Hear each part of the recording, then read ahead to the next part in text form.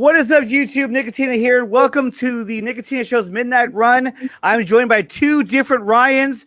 Joined by Ryan from Zeverfett. What's up, Zeverfett? What's up? And I'm joined by the one and only Ryan Rivera. What's going on, man? Hello. Thanks for having me. So, guys, this week has been a week of a lot of different stories. Now, a lot of different things have happened. But one story in particular has really taken over the entire week. And that story revolves around Ray Fisher. And it's been going on for quite a while now, longer than this week even, but this week has kind of escalated in a sense. We saw that Ray Fisher had put up that tweet saying that he had been approached or had a conversation with Walter Hamada about that Hamada had essentially thrown Geoff Johns, no, not Geoff Johns, but Joss Whedon and John Berg under the bus, but wanted to not do that with Geoff Johns. And to which Ray Fisher said, no, I'm not going to do that because you weren't there. You didn't experience things that I experienced. And we'll go into all that video that he put out later. And that has stemmed into a reaction by WB, which I don't think was the right reaction, but a reaction nonetheless. And now it's also led to another post by Ray Fisher where he's come out and given us some more information about what's going on. So before we get into all of that, guys, we'll start with Ryan Rivera. What is your take on how this whole story has progressed over these past weeks? Well, I would like to say at first I was a little skeptical about the whole situation involving with Ray. I was thinking to myself, does he really want to do this? But once I started to hear him talk more, especially at JusticeCon, just like the passion he has within him, like what he wants to expose about this story, and how he repeatedly says that he doesn't care if his career is ruined, like he'll take the fall for it. Yeah. I feel like some of these fans still don't understand that he keeps saying that and keeps saying, oh, he's going to ruin his career. Well, he said it multiple times, he doesn't give a shit.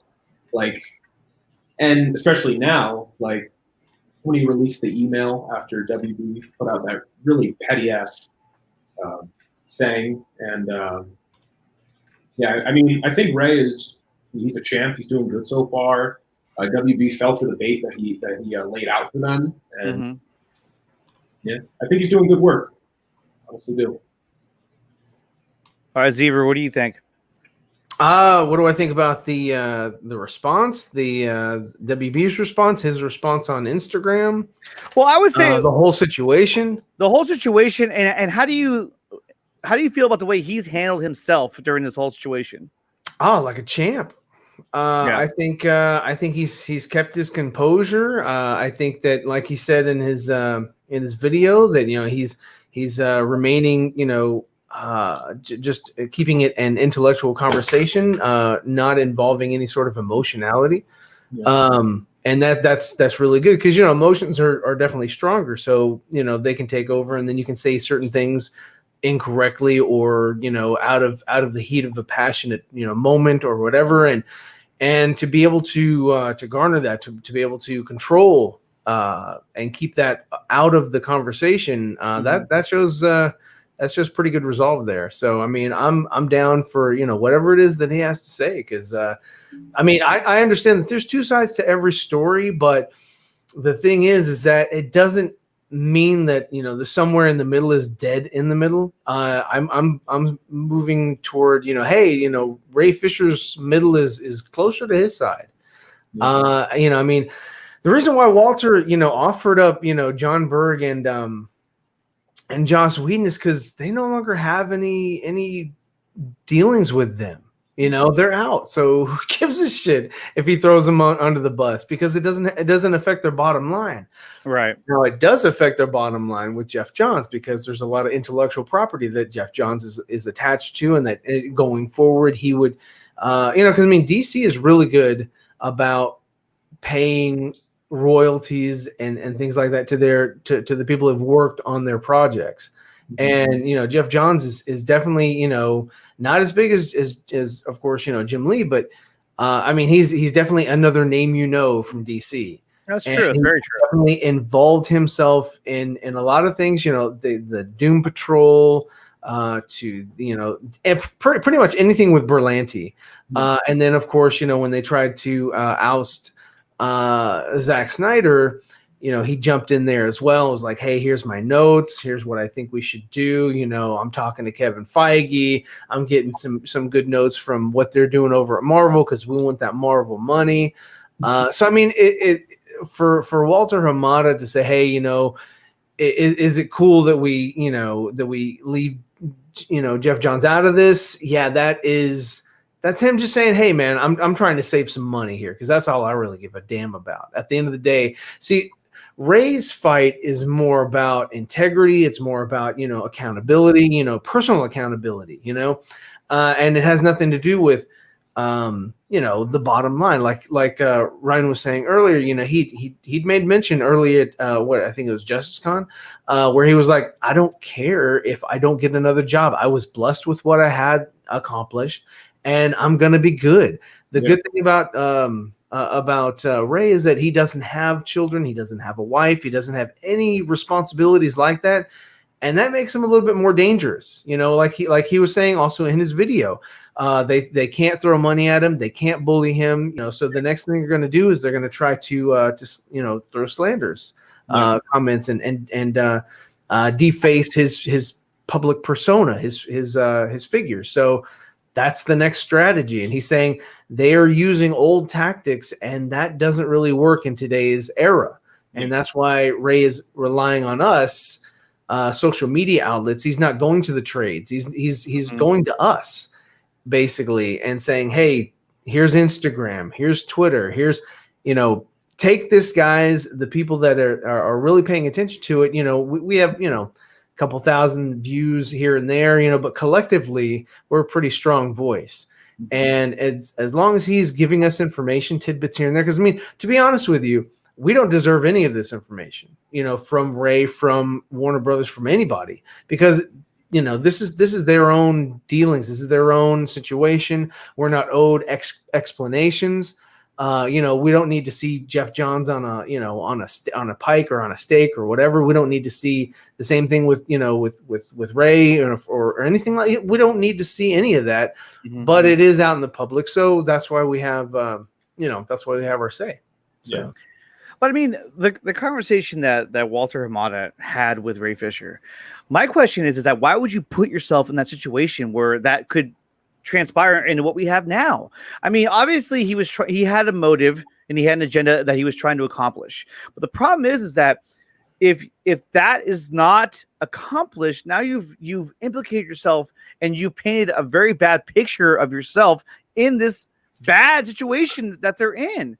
And I just can't understand why he would do that. Now, obviously, I think that he felt that this was not going to be shared with the public. But based on all of Ray's actions, how could you not expect him to share these, whatever you say to him, unless unless somehow you're contractually obligated not to share it by some sort. But now Hamada is looking very bad. In my opinion, he looks very, very bad, because obviously he was trying to get Geoff Johns in the clear. Based on he didn't think that Ray was gonna oust him as well. He was just like, hey, I came in late to the game. I don't have all the the information, but what I do have, I'm gonna go forward with it. And that's why Ray was saying you weren't there during this time. You were here messing with him, and on Shazam and whatever production, Wonder Woman 84 and all that, so you have a different perception, and again, he is a different person with a different position. See, Ray is a worker. He is the actor, whereas Walter Hamada is a higher up. So the balance is different. The interaction is, of course, going to be different because you have two people that are interacting, and they're at different levels of the business. So of course Geoff Johns not going to treat Walter Hamada like he would treat Ray Fisher, because they're not in the same in the same pool as far as they're the hierarchy of the company. Right. So, yeah. Well, I mean, but the thing is that when I would say this in any type of work situation where you're dealing with an investigation that's happening in the workplace. The last thing that you're ever told to do is reach out to the other party and try and smooth things out. I mean, at this point now, the only communication they should be having is about that pertains directly to the work that they're connected to, not a conversation like he's talking about, because now he's put himself in just a horrible situation. When I think, going into this, he was more in the clear. Hamada was, because we knew that he wasn't there early on. Yeah. But just to make comments saying, I work with him on Shazam, like, I don't really see him doing that or to that extent. I mean, that's really, you're talking about, that's not his judgment call. That's not his judgment call. And he's putting himself in a position that he's probably regretting to this day. And now the question I have is, do you think that was self-inflicted? Did he say, hey, you know what, I'm going to reach out and try and smooth this out? Or did somebody instruct him to reach out to Ray Fisher to try and make this happen in terms of throwing those two on the bus, but let's hang on to Geoff Johns? But I mean, look, at this point now, why would you even try to paint Geoff Johns in a better light? I mean, he's already in. He's very not. You're asking what is Walter's motive for? Well, I guess my question is that, do you think that he intentionally, like, was that his decision to make that phone call, or was he instructed to do so? Oh, I think that he was given the insight of the situation, what Ray was saying. Mm-hmm. But I think it was his initiation to try and smooth things out, and he completely could have been water cooler talk, and then he's like, okay, I think I have a handle on this. Let me see if I can smooth things over with Ray, because their big priority is they have Flash coming up, right? Yeah. Mm-hmm. And Flash is going to be a big ass movie with Michael Keaton and Ben Affleck and all that, and Ray is taking a great position where he's like, you know what, your Flash movie can kiss my ass, in a way. Yeah. He's not saying that, but it's like, that is, you're talking about a movie. You're talking about, a form of entertainment versus a real world. Like I had an issue with a peer that was sort of not a supervisor, but he had a higher position than I did. And I went to HR and I battled through, and I took the right channels and whatever. And at the end of the day, they let me go. Even though the other person was in the wrong, they fired the boss above me because they had different issues with her. And then they got rid of me because they saw me as like, oh, that's a troublemaker. But I was in the right, and I went through the proper channels. I wrote, I made a, I don't want to say a dossier, but I mean, I'd written everything out, as far as the incidents and things like that. I CYA covered my ass. And then at the end of the day, they let go of the boss. And because I had relation to the boss, as far as my wife at the time was related to her, they were like, oh, we're coupling these people and getting them out. So it's, people do that. They put, anything first, and they don't really do what is ethical. And that's what Ray is really, I think, battling for is just, it's a battle of ethics. So yes, there's definitely a battle of ethics. Because he doesn't care about what happens with these movies. Like, if these movies get halted, then so be it, according to, how he sees it. He's like, all this could probably be resolved if you take the proper steps.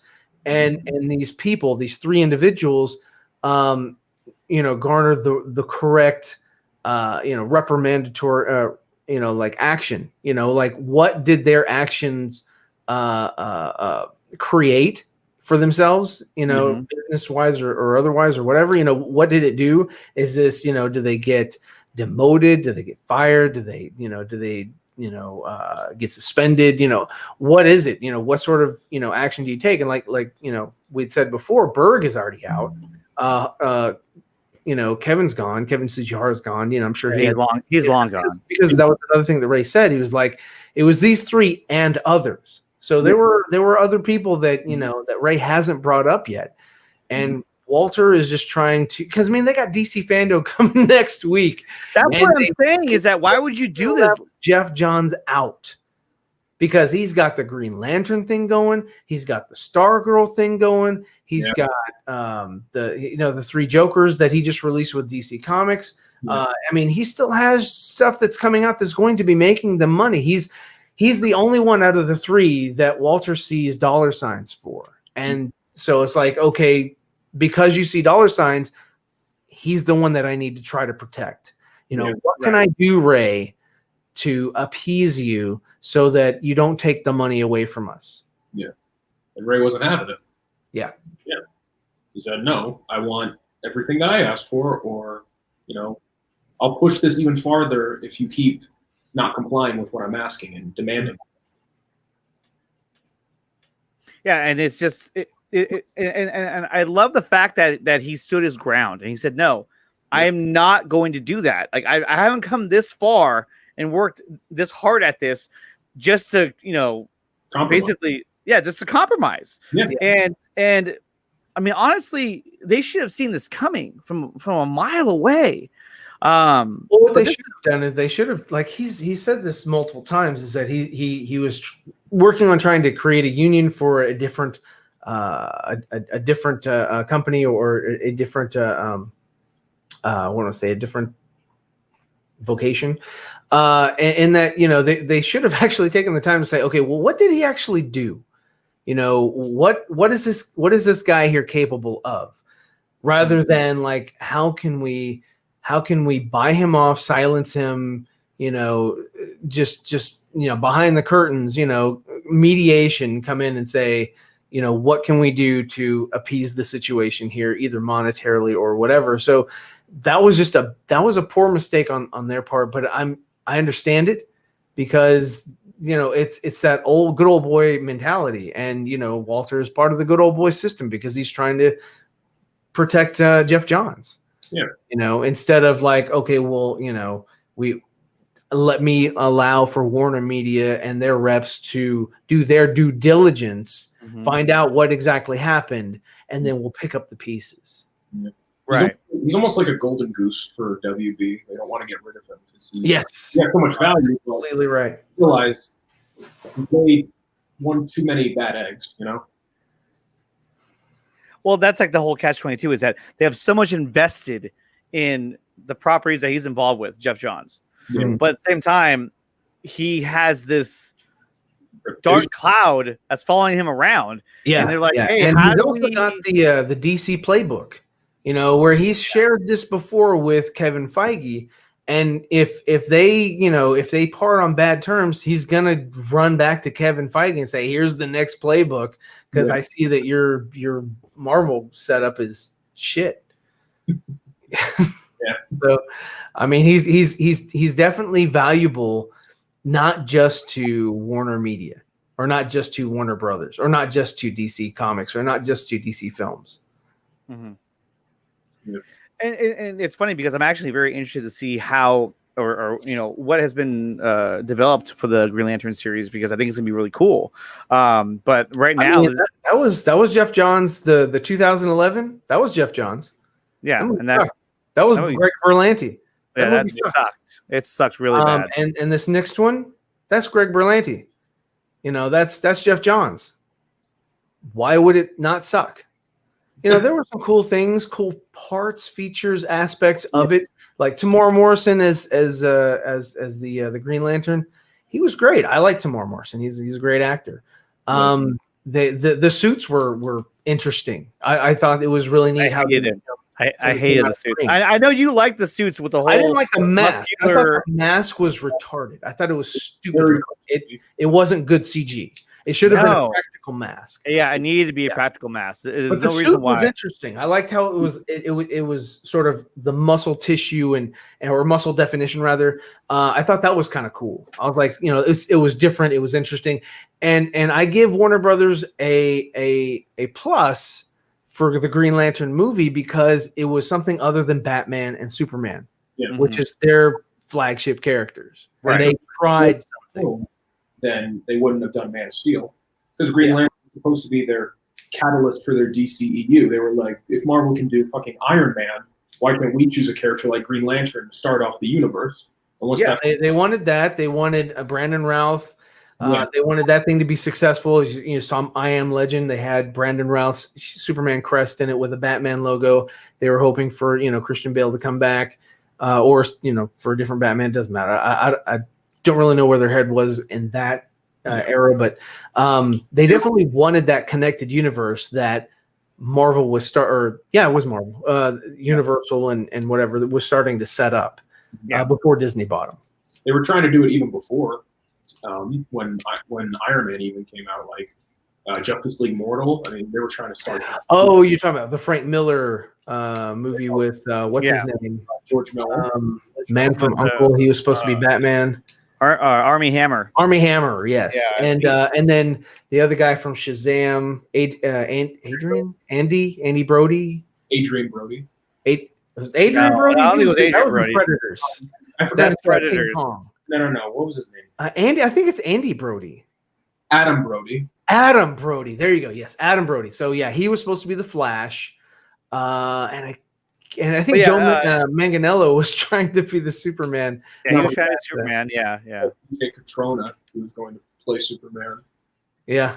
And then Megan Gale was Wonder Woman. And yeah. So they did try it was a Justice League movie, but I don't know if it was a Justice League movie that was self-contained or if it was a Justice League movie that was supposed to branch out. They initially wanted to start off the universe. That's what because this whole multiverse idea is something that they had started to develop even at that time.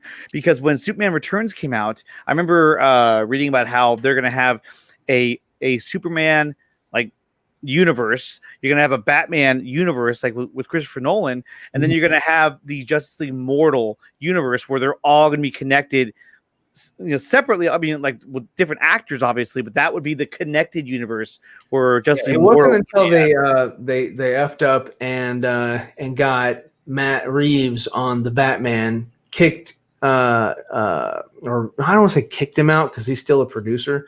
They took Batfleck out, got a new Batman in, and now you have Batfleck coming back in a Flash movie. He's also in the Zack Snyder Justice League movie again. So you're gonna have two Batmen sort of that people are going to be able to watch cinematically. And they'd never done that before, and they kept well, he's Deathstroke now, so he's Deathstroke. Yeah.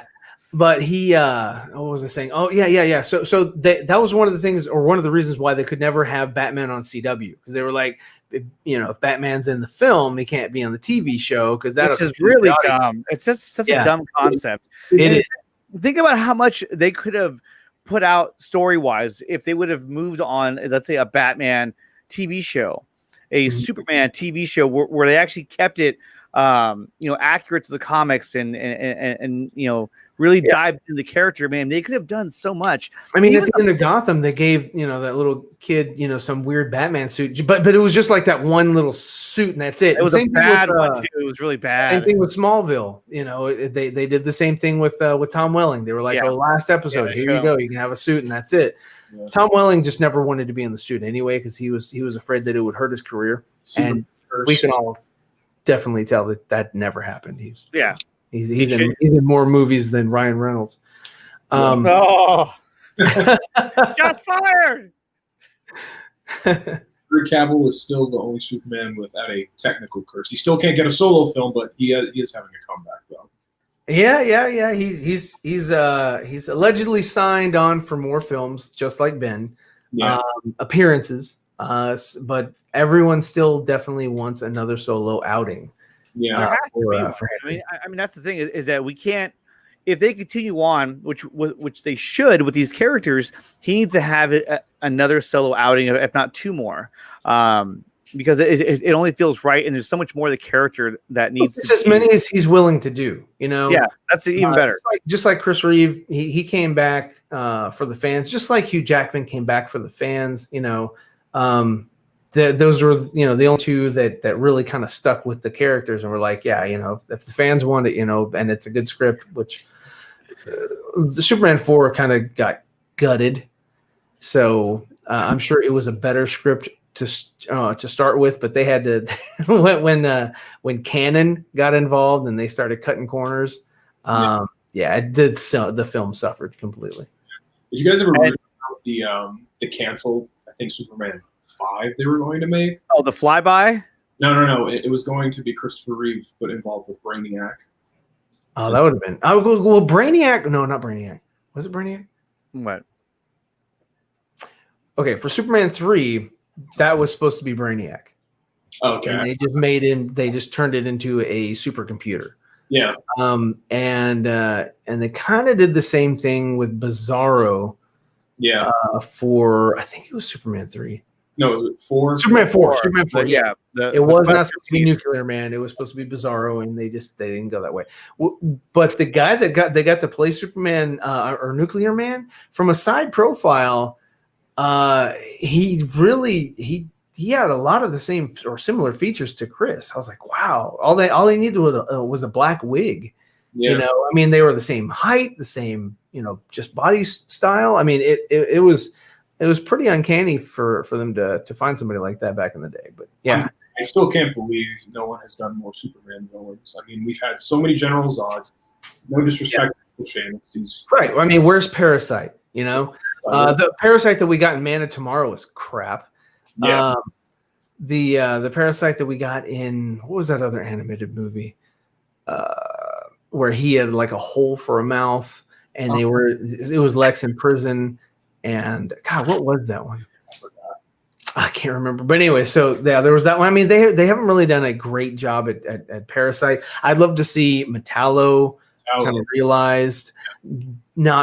I don't want to see a big arm Metallo, but something a little bit more sleek, but something just very interesting. I would love to see Mongol. I'd love to see Mongol would be really cool. World. Put in like a gladiator, away type setting away from Earth, and you could really showcase his abilities. And that would be interesting because when he's on Earth, he sort of has to. 214. No compromise. No compromise. Forget him. Awesome. We'll have to do a video for you, and I'll bring up a whole bunch of people that remember you from back in the day and. Yeah, let's do it. I had a similar idea just yesterday. I just threw together. Yeah. But, speaking of Nuclear Man, let's take a look right here.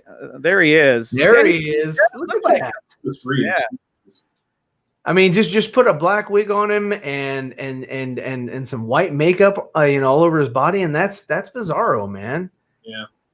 I mean, it was funny because at the time when I was a kid, I didn't understand that was Gene Hackman's voice. Yeah, it is Gene Hackman's voice. It is? Yeah.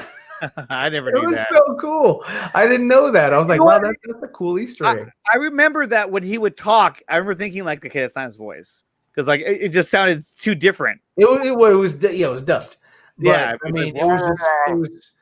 I thought it was kind of like an Arnold Schwarzenegger type situation where, like, I couldn't speak very good English, Yeah. Instead, they just put Gene Hackman's voice in there. I thought that was cool though. Yeah. I remember when I saw it as a kid, the Quest for Peace. I remember thinking it was such a good movie. When I was a kid, I was like, "Wow, that was so cool." And then when I got older, I watched it again. I was like, it doesn't really hold up very well. Yeah. No, I felt the same way. I mean, I saw Superman 4 in theater, and I saw Superman 3 in theater, and I thought, I mean, I still love Superman 3. I think Richard Pryor is fantastic in it. Even though that's not kind of his comedy, it's still funny. I like it. Yeah. I still only can watch two keys at the same time. Yeah.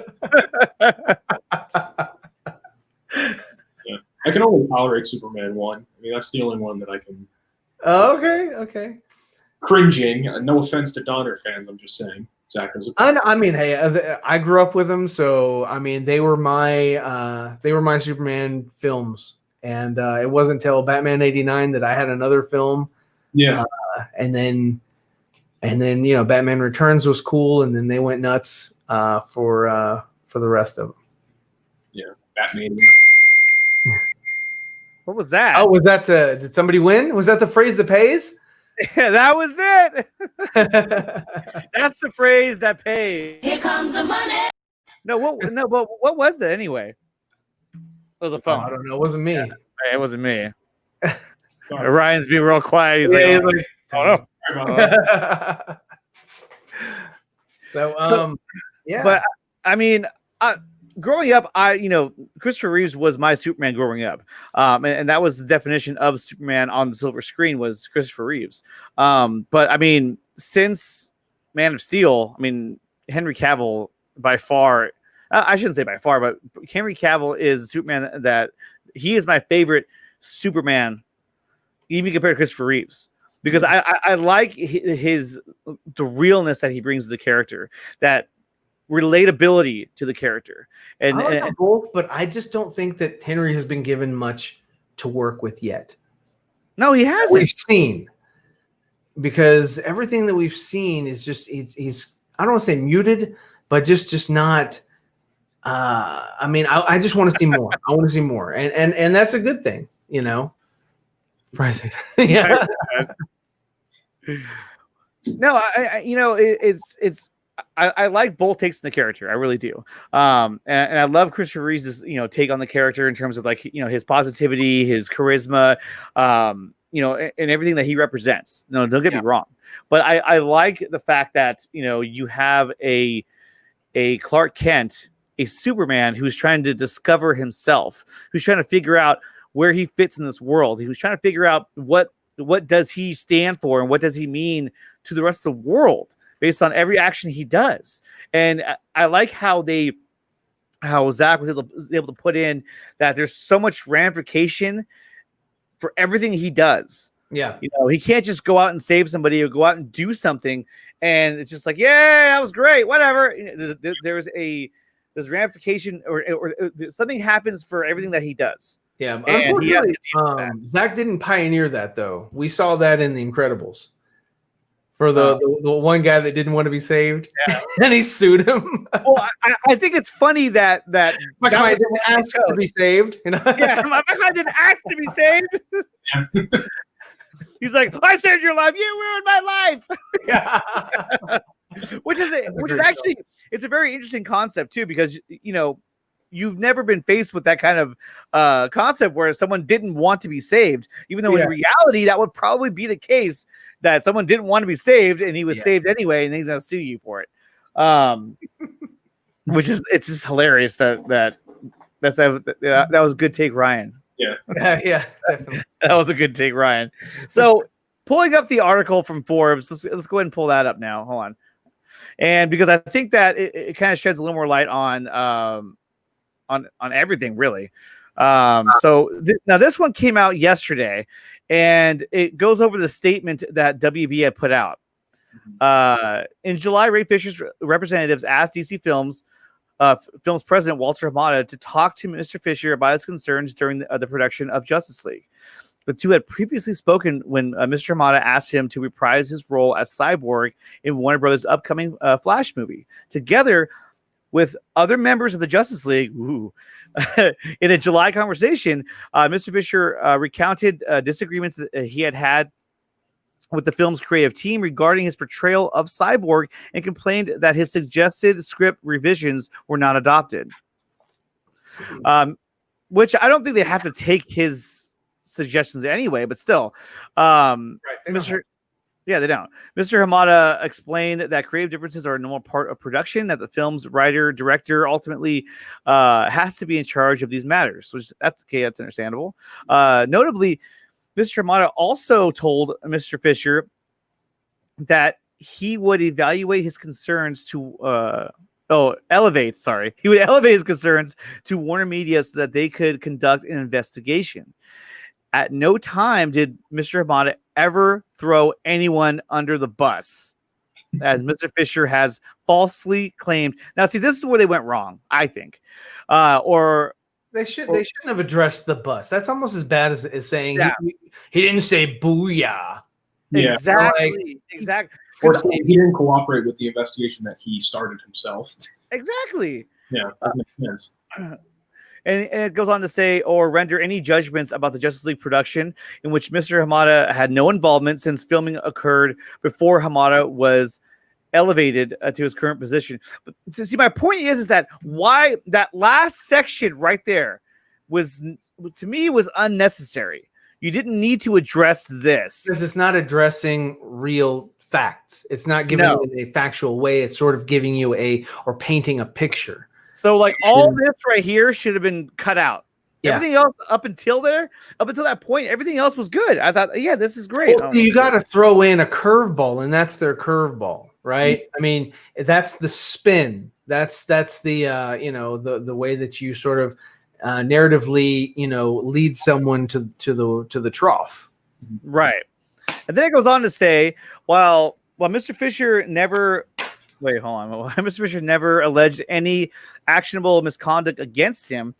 Warner Media nonetheless initiated an investigation into the concerns he had raised about his character's portrayal.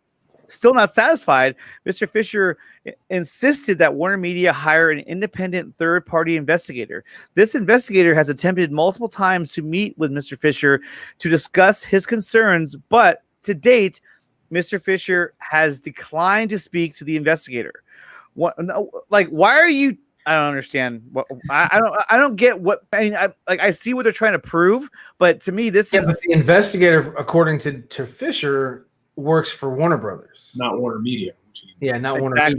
Which right here it says that Warner Media. Mm-hmm.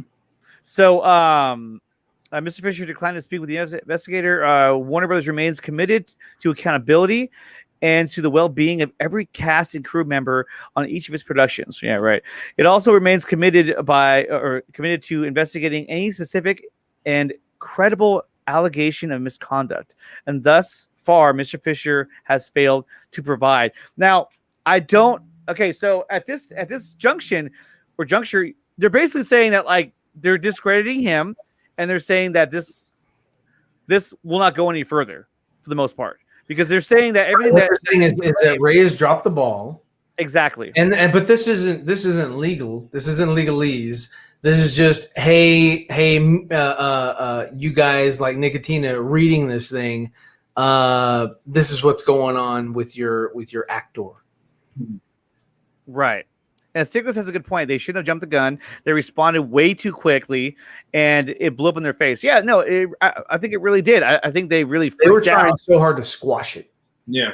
But that's the problem, is that this situation has become so big that you can't just squash this. You have to go through the motions. They're working. The time is working against them because the 12th is coming up. We got 6 more days. But see, and the 12th is here. That's what they're working against the clock on that, because they're like, well, they already have all this pre-recorded, content that they want to release on the 12th, all pre-recorded. Some of it has Geoff Johns in it, some of it doesn't.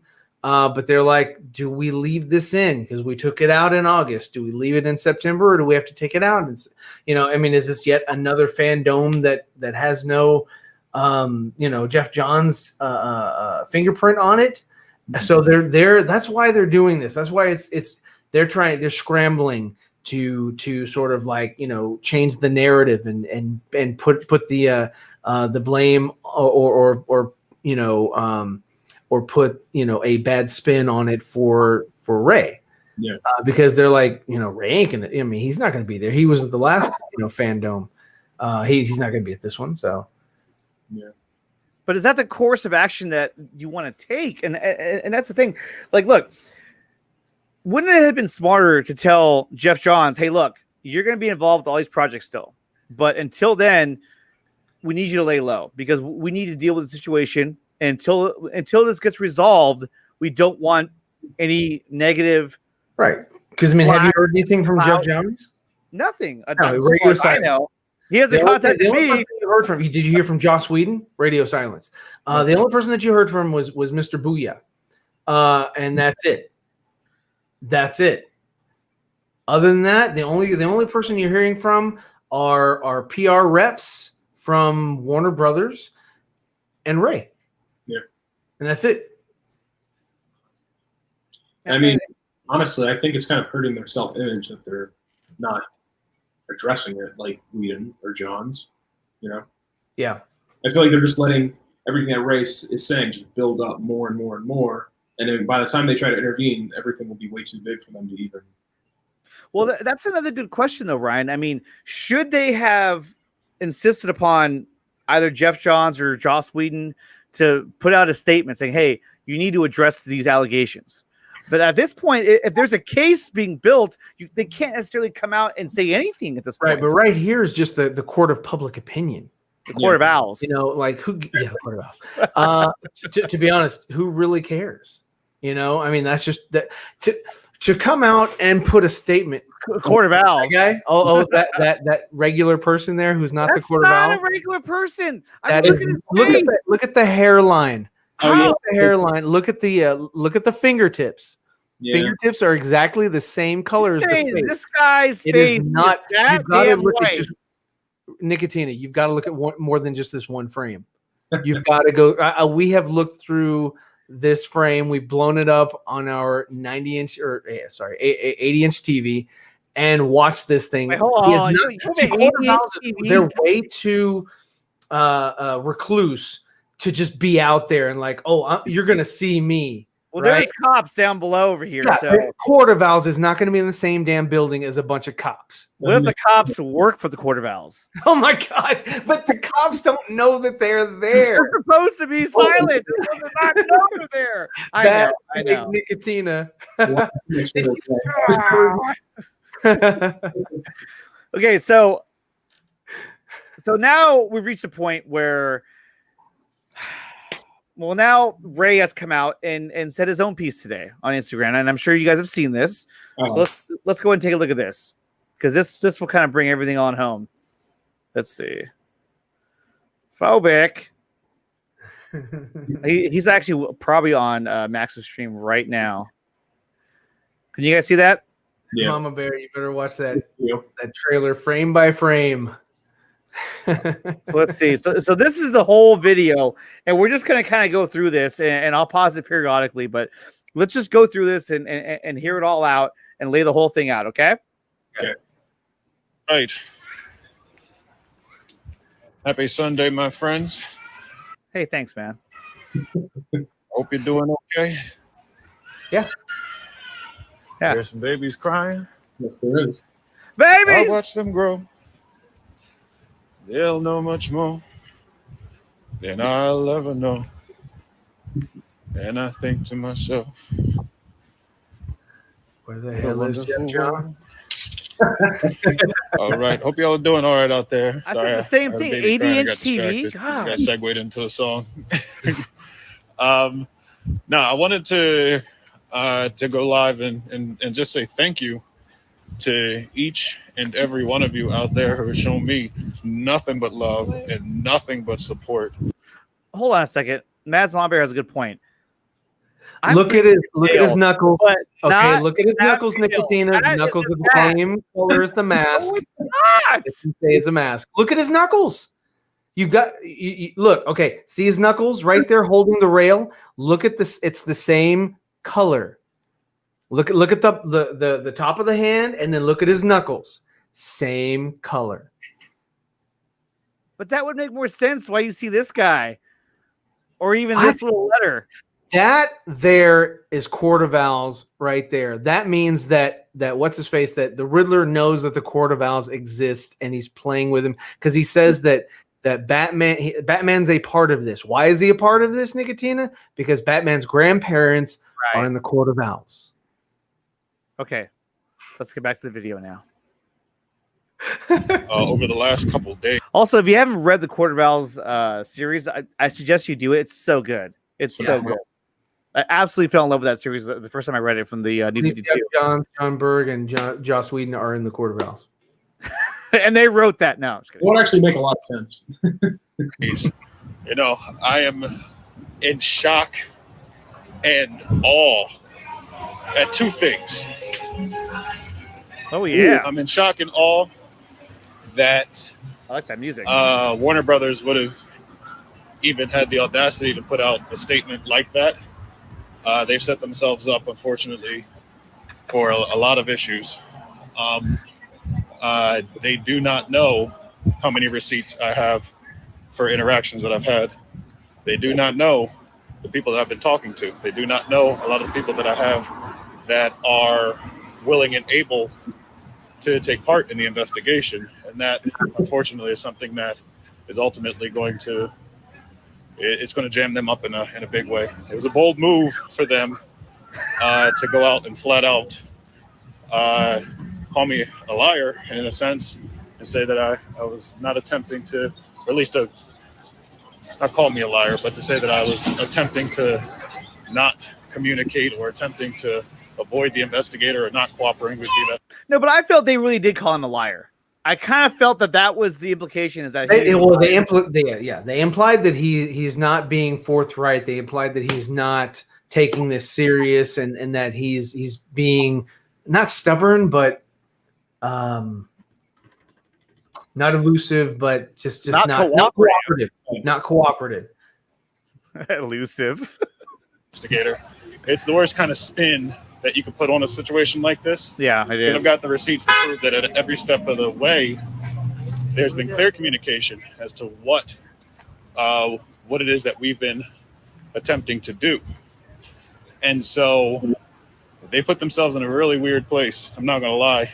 And it really sucks, because ultimately what's going to happen is somebody's going to get thrown under the bus for that statement that they put out. And if you notice in that statement, there was not a single quote from Walter Hamada. There was not a single quote from anyone. It was a blanket PR statement that was put out. So, as seems to be the way, and what I said about Walter Hamada throwing Joss Whedon and John Berg under the bus is absolutely true. But as seems to be the way, they probably intend to throw somebody's poor assistant under the bus for being the one that had to press send on that email. And that's unfortunately how it goes. It's gross. It's really gross. But the only way to cut through the PR spin is to hit it with hard fact, hard evidence, and to let people know, you're not playing games. So it's a really weird game. It's a sad and desperate game, but it's a predictable one. And they are simply being reactionary now, which is obviously not a good look. I made it very clear weeks before, or at least, on August 21st, 5 days before I was to go in and talk to the investigator, that I would be doing my due diligence. I would be vetting the situation and making sure that the investigator was indeed a third party and a fair and impartial individual. What they neglected to mention in the article that they had put out, and some people called it a hit piece, and for all intents and purposes it is, but what they had neglected to mention is that after my conversation with Walter Hamada, wherein I demanded of Walter that we be able to take this to whatever next step needed to be taken, because in the article they made it seem as if he bestowed this gracious request upon me to take it to the next level. Not at all. Not at all. After finally pinning him down and saying, would you be willing to support an investigation into what I'm relaying? And he and I had talked in great detail about Joss Whedon. We talked in great detail about Geoff Johns. We talked in great detail about John Berg. And his excuse for the situation with Geoff Johns was, well, Ray, I worked with Jeff on Shazam. I don't really think that he would do that sort of stuff or be that sort. And I go, Walter, you weren't there. I'm telling you, you weren't. You were not there when the man used back channel communication to call me into his office and made the veiled threat to my career. You weren't there for that. I said, you weren't there when Geoff Johns contacted me in 2018, a year and a half after Justice League, while I was shooting True Detective. Wow. To gloat using back channel communications. Now, Ryan, let me ask you, when he says back channel communications, what exactly is he referring to? Talking to me? Yeah, Rivera. Me? Okay. Say that question one more time.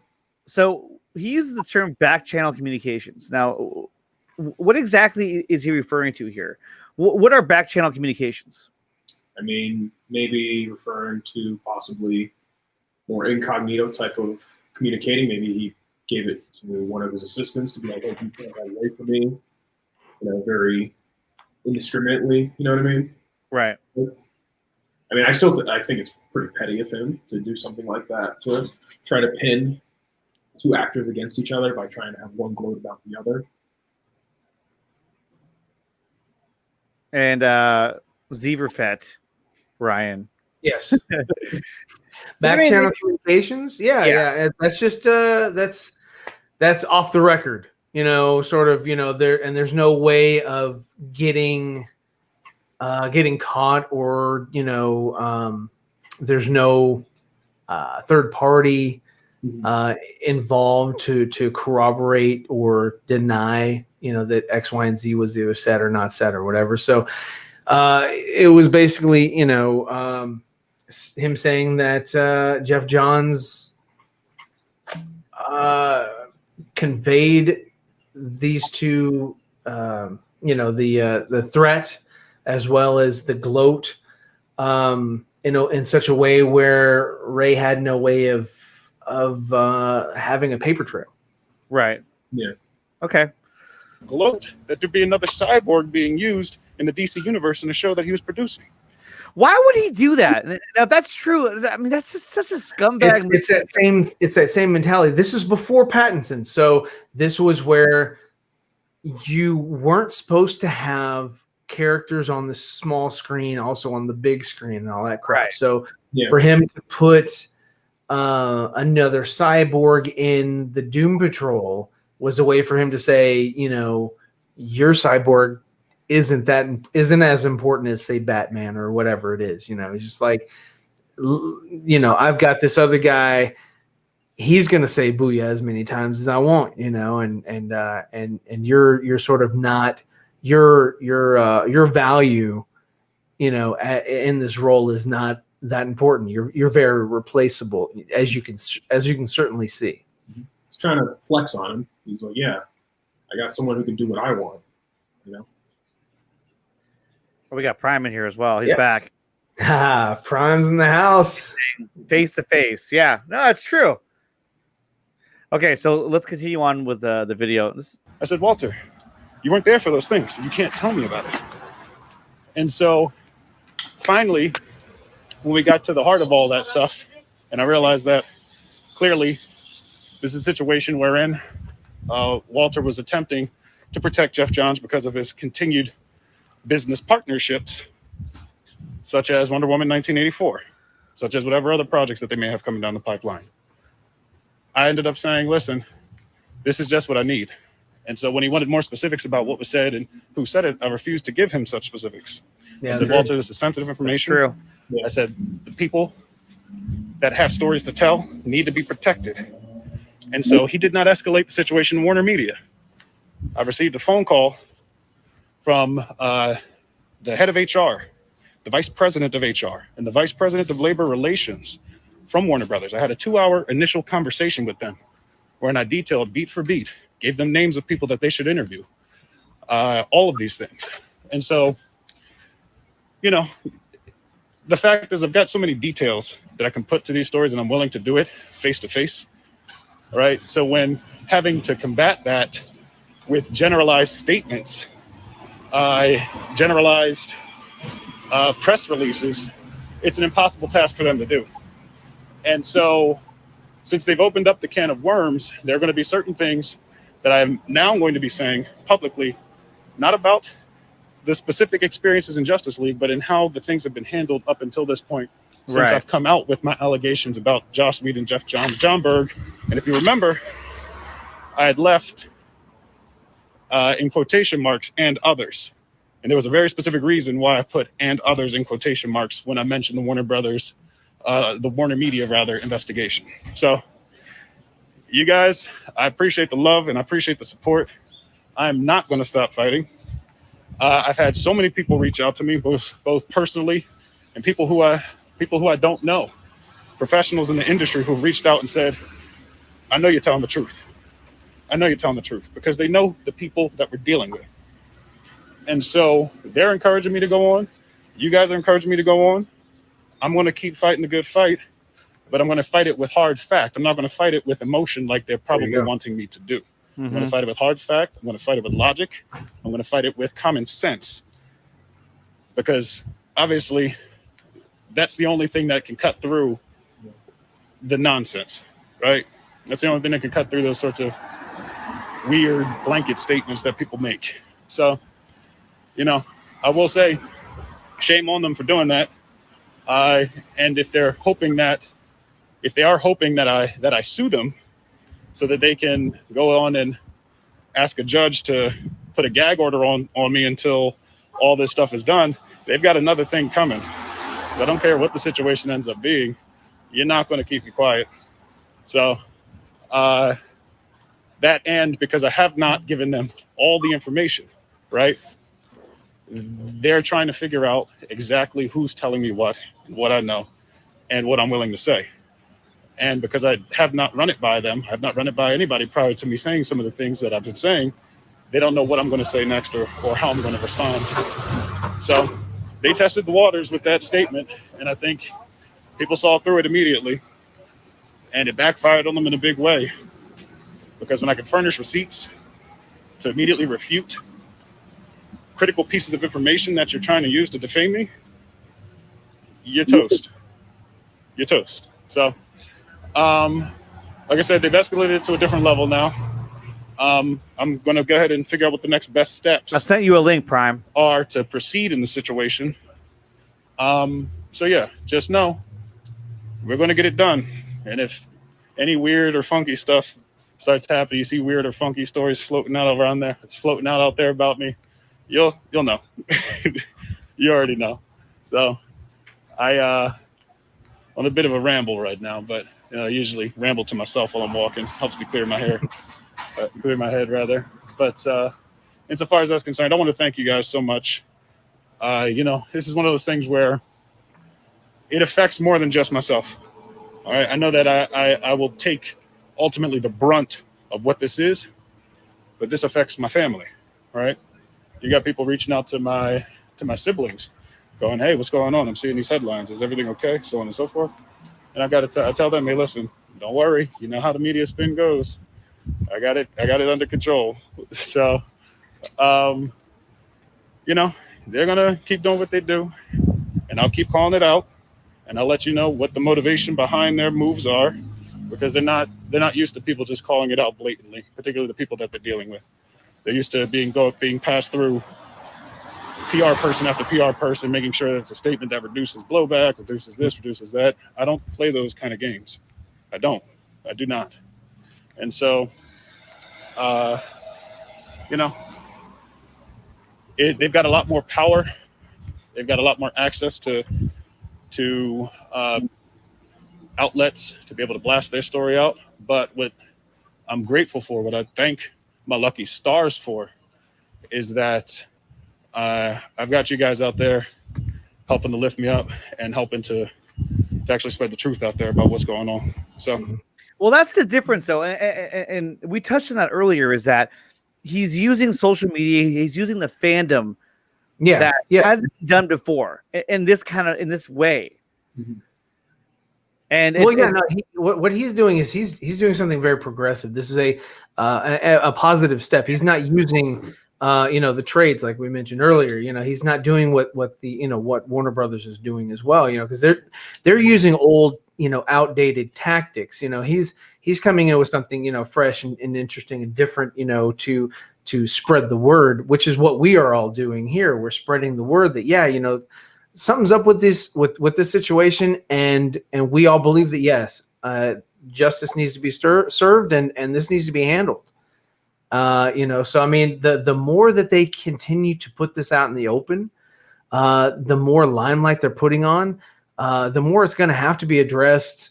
Just again, just for the court of public opinion about the company, because Warner Brothers totes around, "Oh, we're a director-driven company," and we do this, and we're so great and all that, but I mean, haven't really seen that yet. What's up, Prime? Hold on one second. Gotcha. So yeah, I mean, like I said, there's a Donner cut, there's a Schumacher cut, there's a Snyder cut, there's an Ayer cut, and why are there cuts? Because Warner Brothers is not a director-driven company. And so what we're seeing here, what they're doing with Ray, they're not a company that really cares about their employees. They care about the upper tier, the suits, if you will. Yeah. Right. I mean, at the end of the day, they care about the bottom line and what revenue they're generating. And I think that what Hamada did was he really just played his hand, which is what he shouldn't have done. And now he's kind of backed himself along with one of his pictures into a corner. And it's not a good thing. It's not good at all. What's going on, Prime? He put a bad light on DC Films because right now it was just Warner Brothers.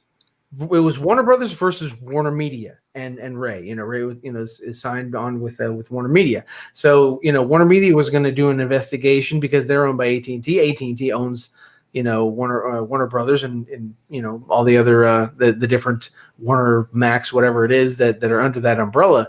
Right. So for Walter to come out and say that and then immediately get smacked down, it doesn't put a good light on him because it just shows how he's connected to this good old boy system.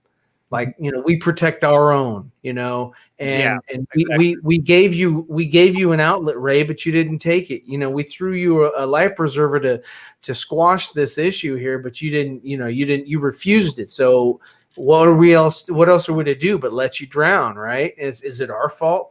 That's sort of the mentality that they're going, or the position that they're taking, and it shows, and it just shows just what kind of person they are, how they conduct business.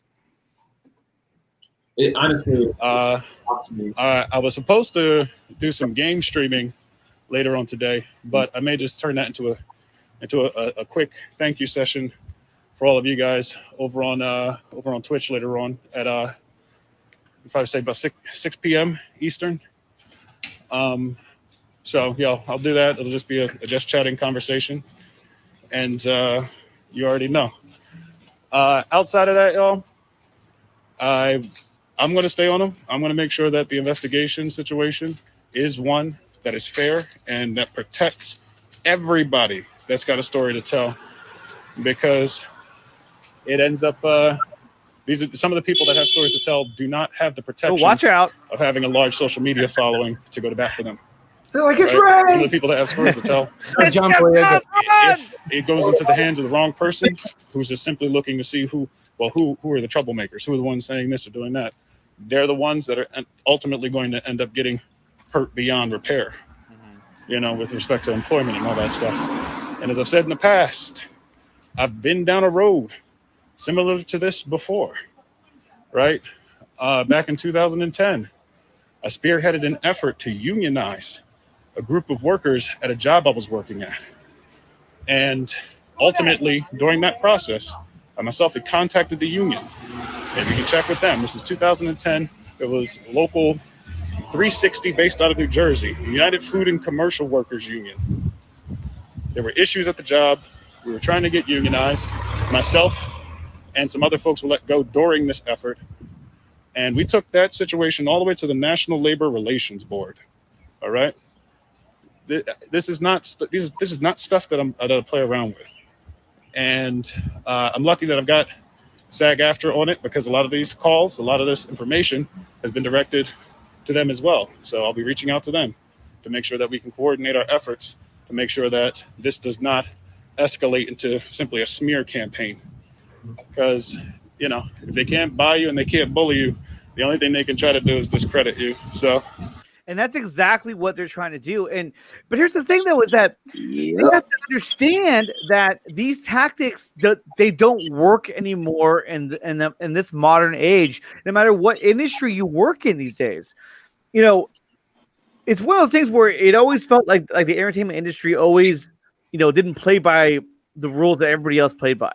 And now we're seeing that they're going to have to play by these rules, because those old mentalities, they don't apply anymore. They don't work anymore. You can't do what you want with the talent that you have and treat them the way you can't treat them however you want to treat them. Everyone has to be treated equally and fairly, no matter what industry you work in. Yeah. And that's what they're coming to grips with, is that they thought that they can handle this the way that they've handled things in the past. And they're finding out now that that doesn't work anymore. We're going to go ahead and get it done one way or the other. So I'm walking uphill. My heart rate's going up. So anyway, thank you guys again.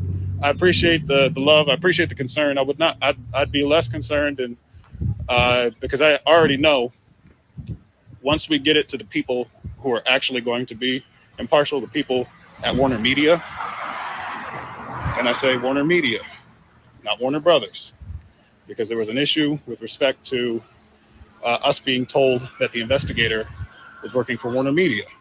And then I found out that it was a person working for Warner Brothers, and there's a massive distinction. Mm-hmm. So there's a lot of floundering back and forth in email conversation as to who that this is so key.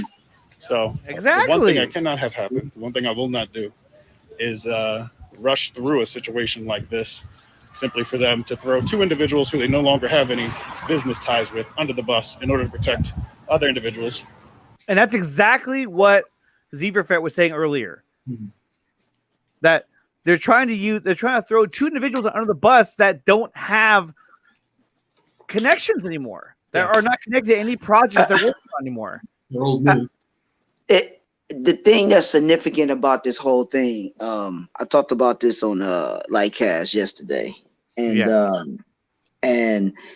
I wanted to go a little bit more into it because this is going to be a topic that a lot of individuals need to understand, and because this is going to get extremely ugly, but also is going to be in a good way. And let me explain to you why. Because back to what Nickatina was saying is that the old rhetoric. See, Warner Brothers is still into those customs of those old ways because of manipulation. Such things as that article. You know, they use certain words to steer the audience away to make it seem like that he is being a bad individual. Actually, he's not.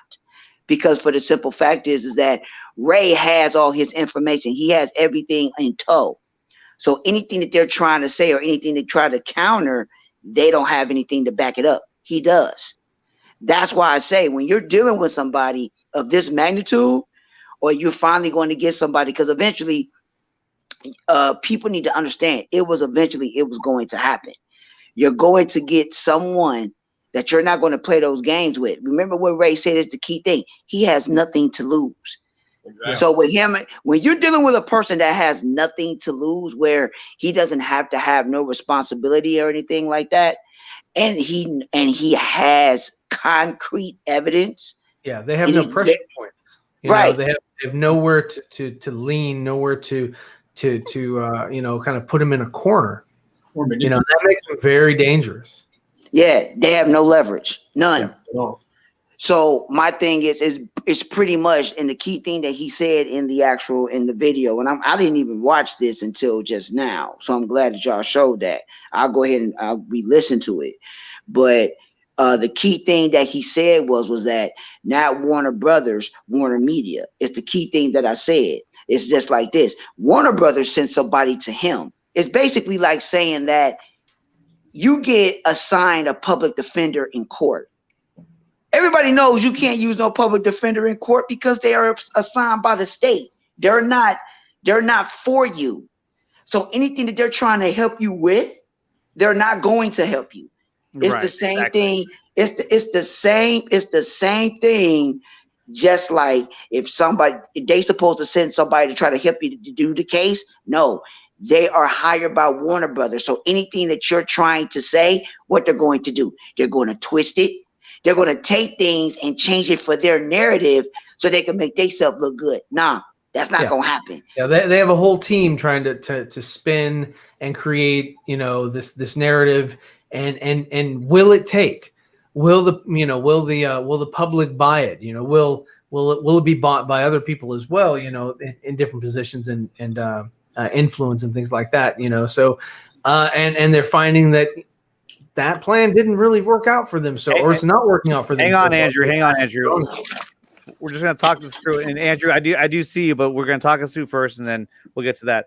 But no, and that's what they have to understand is that, the the way that things were handled in the past, it doesn't apply anymore. It doesn't work. Nope, and that and that happens in every industry across the board, especially in any kind of work environment. These things you just can't do these things anymore, and it has escalated and it has progressed. I would say within the past 5 years, 3 years, it has evolved into something totally different. Mm-hmm. And in order to keep up with that, it's an extremely hard thing to do because things are changing so rapidly around here in every industry, in every workplace environment. But this goes to show you that not even the film industry is immune or to this type of treatment in terms of what kind of backlash they might receive. And so I'm actually glad to see that it's applying there as well, because we all know that it applies in the political realm as much as possible. Because I mean, people, when they make mistakes, it gets publicly known and it gets it turns into a really bad thing. But now the film industry is definitely having to face these changes. And Prime, what were you going to say? What I was going to say is that this is the key thing that a lot of people need to understand. I think a lot of people should really take this into consideration on the reason why this is so significant. Okay. This is why when next year starts, this is why the Snyder Cut, the movie, this is all pertaining because of Zack Snyder's movie. Think about it. Yeah. Think about it. Once this movie comes out, and everybody knows it's going to be good, they're going to see exactly what Warner Brothers did to manipulate everything. Now, this is the thing that I'm saying as well, is that why is Warner Brothers even trying to save face? Because this is not, to my recollection, everybody that was on the board, I'm talking about the executives, the old executives, the old heads that were actually there, they were disbanded, to my recollection, except Emmerich. So with that being said, why are they trying to save face in this manner when Taihachi Hara was actually the CEO, and I forget her name was Diane something, but all the people that was on the prior board were the one that were making all these choices at the time, with Emmerich being one of those. Now, could this be something that Emmerich is trying to cover himself up because he's probably the only former person there at Warner Brothers? Because my question would be, is that why are they trying to save face? It's like, well, we didn't do this. We weren't the ones that made those calls. We weren't the one that did all this stuff at that prior time. So why are they trying to save face? There's a little bit more stuff that's going on behind the scenes with Warner Brothers. And this is the significance of why AT&T is the key, because they bought this. They run this shit. Warner Brothers ain't got no say-so on nothing. They don't have nothing.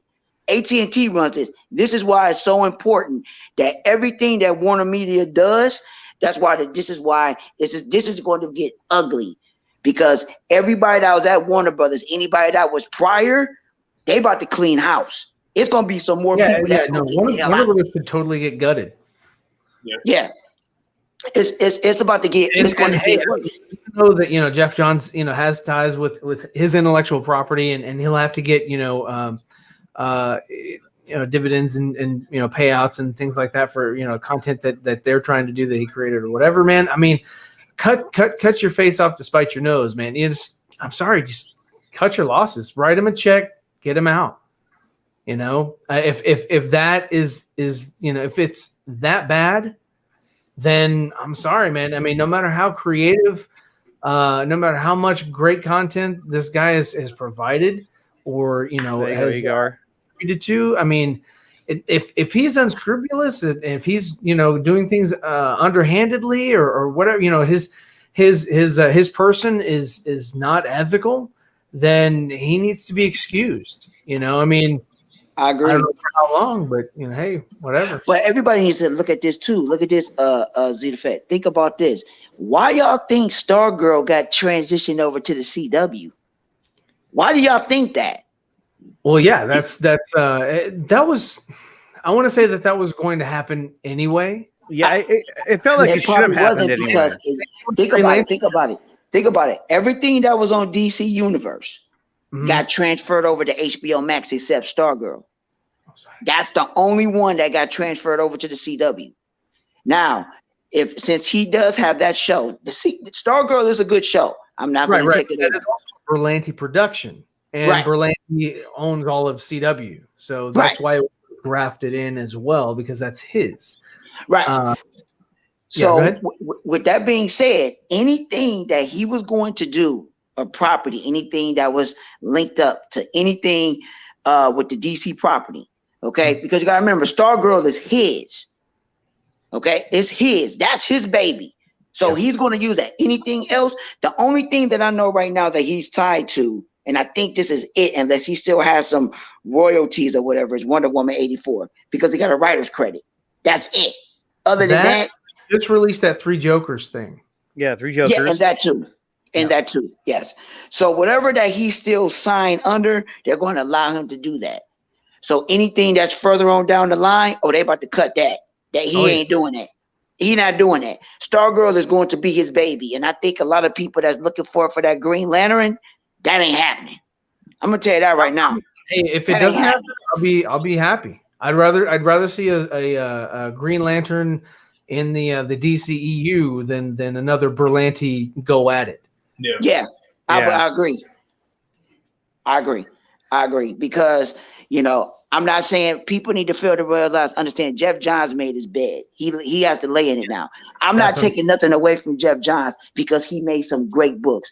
I mean, he made some great books, but just to translate everything in, film, and the way he tried to conduct it and try to manipulate everybody and do everything, because this is not the first time that people were saying this. They were saying this when they was doing stuff with Man of Steel.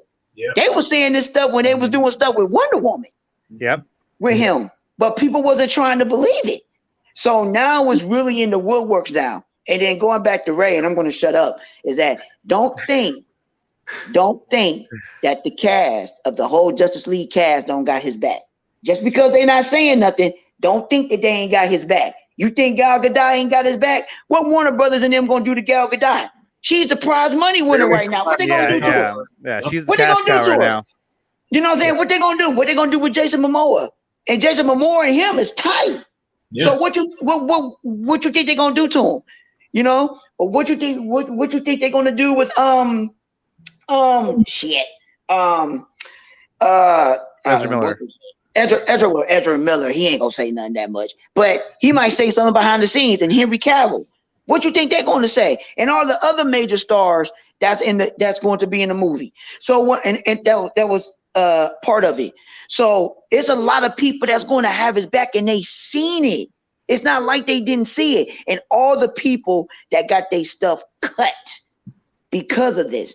This is something that is huge. So hey, I'm looking forward to it. I'm happy for it. I'm like that. This is actually happening, because like I say, Ray and them, they're going to win. And people need to really, really understand is that they're going to win this. Don't think that they ain't going to have his back. Don't believe they ain't going to have it, because I think that whole crew, they tight. They real tight. So, because it is what it is. So. Yep. No, it's true. And looking at this big picture wise, where do you think, what implication or what changes does this make to the film industry moving forward?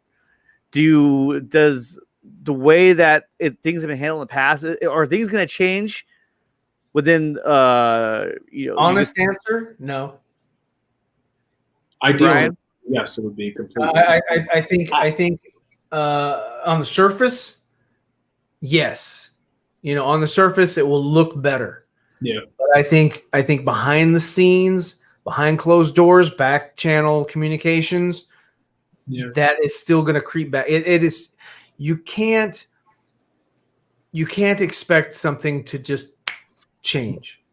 It's still going to happen, but hopefully there are more people who have the resolve that Ray has. Yeah. And that's what you really have to bank on. Like, are there other people in different situations going forward? I'm not talking about movies that have already been shot and done in the past and whatever. I'm talking about going forward.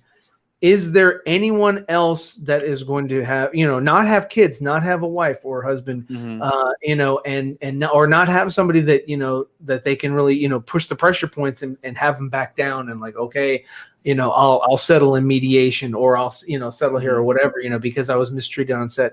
I mean, think about, mistreating people on set, just hell, you had that one outburst of, from Christian Bale, when he was on the set of Terminator. Acting like a fool. Why was he acting like that?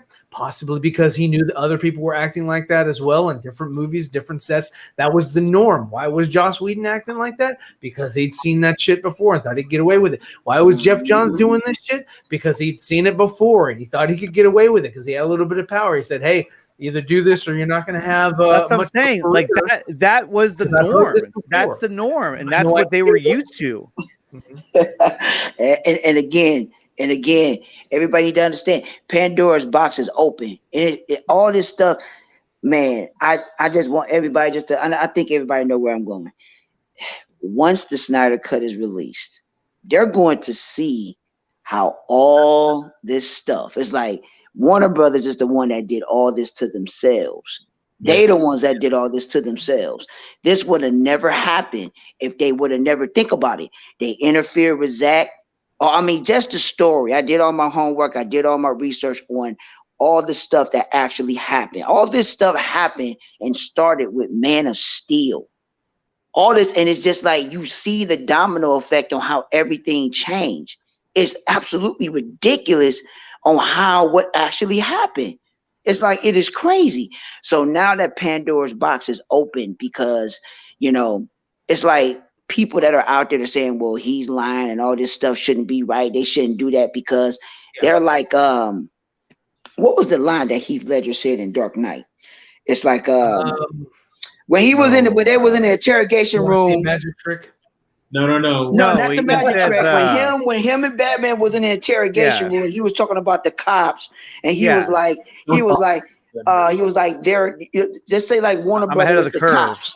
Yeah, I'm ahead of the curve. Yeah, or he goes, something like that, talking about their code, and we're not. We're something different. They'll cast you out like a leopard because they're cold. They got their own little thing, but the truth is going to come out with us. When the chips are down. Yeah, when the chips. That's, I'm trying to think of that, and that's the same situation. These people are each other. Yeah, they'll eat each other. Exactly. So with them being in that way, they don't care because they have a significant code. And with it being that type of code, they're not trying to break it, and they're, this right now, this code is getting broke and they're not liking that because they know truth is about to come out. They don't want that truth to come out. It's going to, like I say, it's going to be a lot of, I'm loving this. It's going to be a lot of stuff that's about to happen. So it's about to get wild.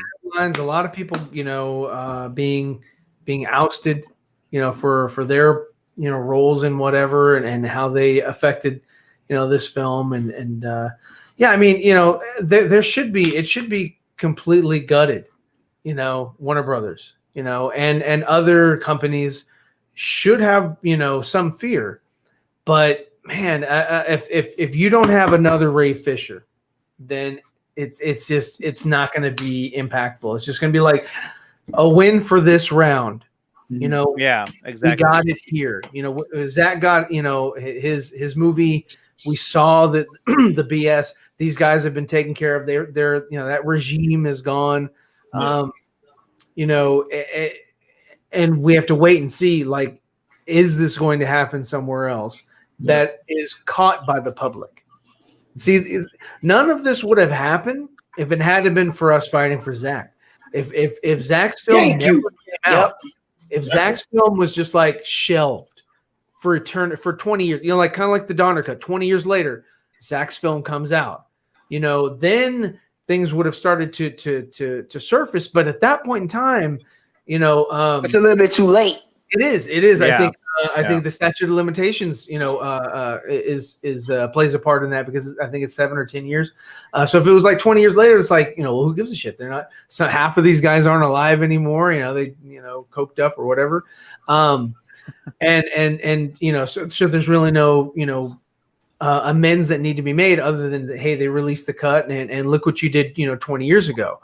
Fantastic. So because of the Snyder Cut, because we got this thing that is being given to us as a gift, we're also opening up these other things. And I want to say we're gifting Ray with some, some justice.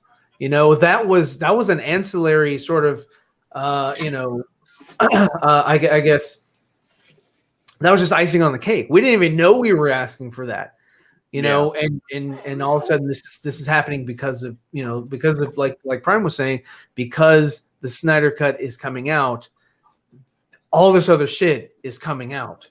Oh yeah, it's and like and people, it's going to get even worse because when David Ayer's version come out, now you're going to see Jared Leto's part come too, where he was actually saying this stuff is going to be good for us as fans and moviegoers. It's going to be bad for the people that were in the background. They're not there anymore. But now you're going to see all the stuff that Hollywood does when it comes down to creativity. So, I mean, all this stuff is oh man, I can't really speak my words right now because it's like I'm just loving what's actually happening. So, I just can't wait for all this stuff to come into fruition, especially with the article, with the Walter Hamada, they're putting words in his mouth. They're saying that Ray is not going to get this. He ain't going to get that. It's like, look, trust me, Ray Fisher is in good hands. People need to understand. Ain't nothing about to happen to this man. Yeah, I mean, ain't nothing going to happen to it because once, like I say, it's all going to come to the Snyder Cut. Once they see his shit in that movie, I got a great feeling that he's going to have a wonderful performance. It's going to be a wonderful performance in there. He's going to kill it. He's going to kill that performance. It's going to be so good. I can't wait to see it. Zach is relying heavily on him or heavily on his performance for the Zack Snyder Justice League because like he said, he's the heart of the film. Without him, the film loses, that gravitas. Yep. So, yeah, man, it's going to be pretty good. Oh yeah, it's going to be fantastic. And I mean, I can't even think of what else I was going to say because I can't think right now. But I wanted to say a key point. But people just have to really, really take it for what it's worth and think about it, and stop trying to look at all the people that's trying to steer you in a different way because they're doing it on purpose. Because now, basically they got bitch slapped because of this whole situation. And they're not liking this shit. They're just not just with Ray, but the situation of, well, how could you do this? Now you're doing this. This is not what actually supposed to be done and stuff like that. Well, it's done. And now you're going to see the effect of it and what is actually going to happen. So, hey, Pandora's box is open. And we ain't got long before we see the full box. Exactly. Hopefully, like we said with the Joker, like Ray's upsetting the established order, Mm-hmm. Yeah, he is, and that's a good thing. It's a good thing to get that good old boy system out. Like this isn't but that's my point though. Is that like when I asked you earlier, you don't think it's going to change much of anything, just on the surface? I don't think it's going to change. I think it's going to change for this situation. I think Ray is going to get a win. I think some of the other people that were in this particular film are going to get a win. I think it's going to be it's going to raise awareness going forward of these types of dealings. I think it's going to make it a little bit more difficult, but do I think it's going to end? No. Do I think that, let's just say that this were to happen in politics and somebody in politics decided to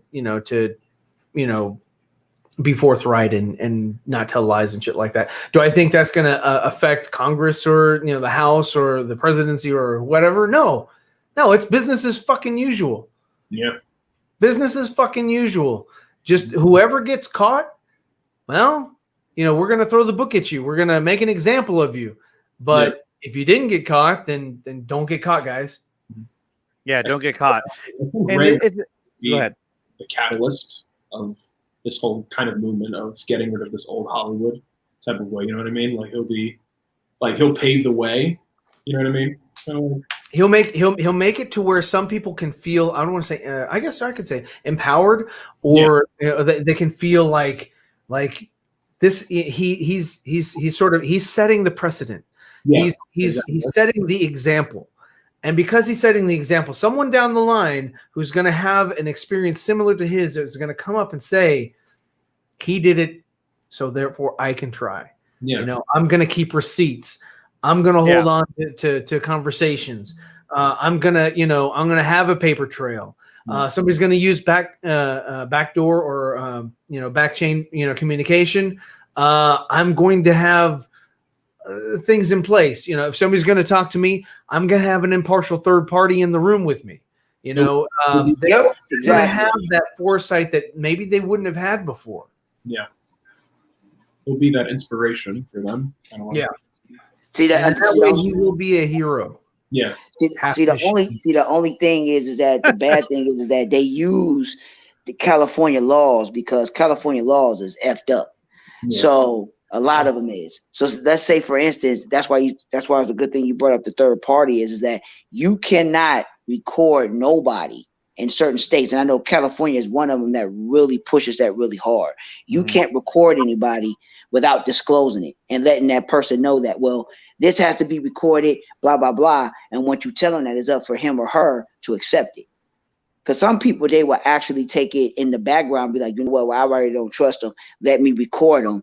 So that way I have the evidence. Well, it's not going to be admissible. It's not going to be, I can't even think of the word, municipal in court.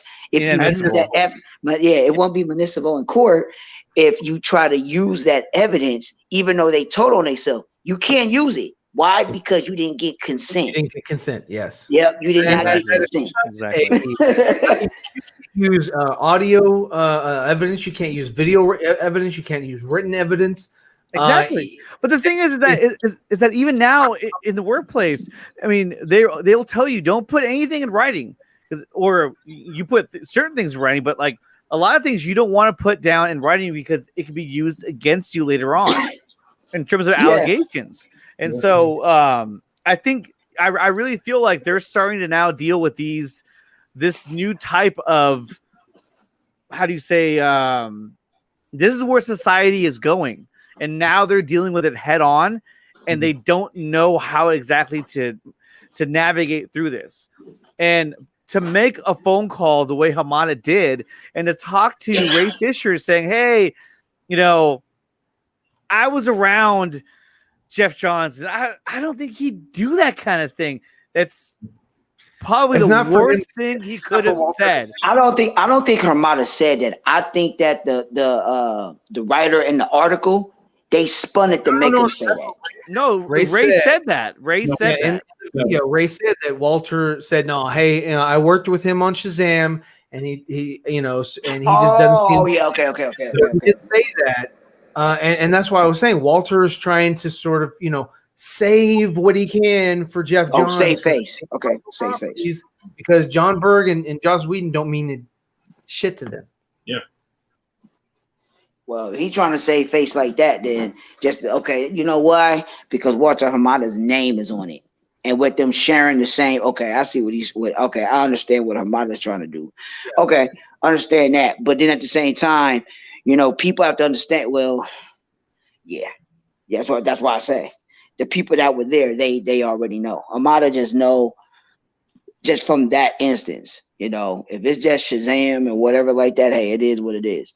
But that's just saving face. But, again, Walter Hamada, he's pretty much new on the totem pole to a lot of this. Because I don't even think Hamada was there in 2013. No, he wasn't. No. He wasn't there until 2018. I think 18. 2018. Okay. So that's what I mean. So with that transition of all the new executives and new personnel, that's when all that was happening.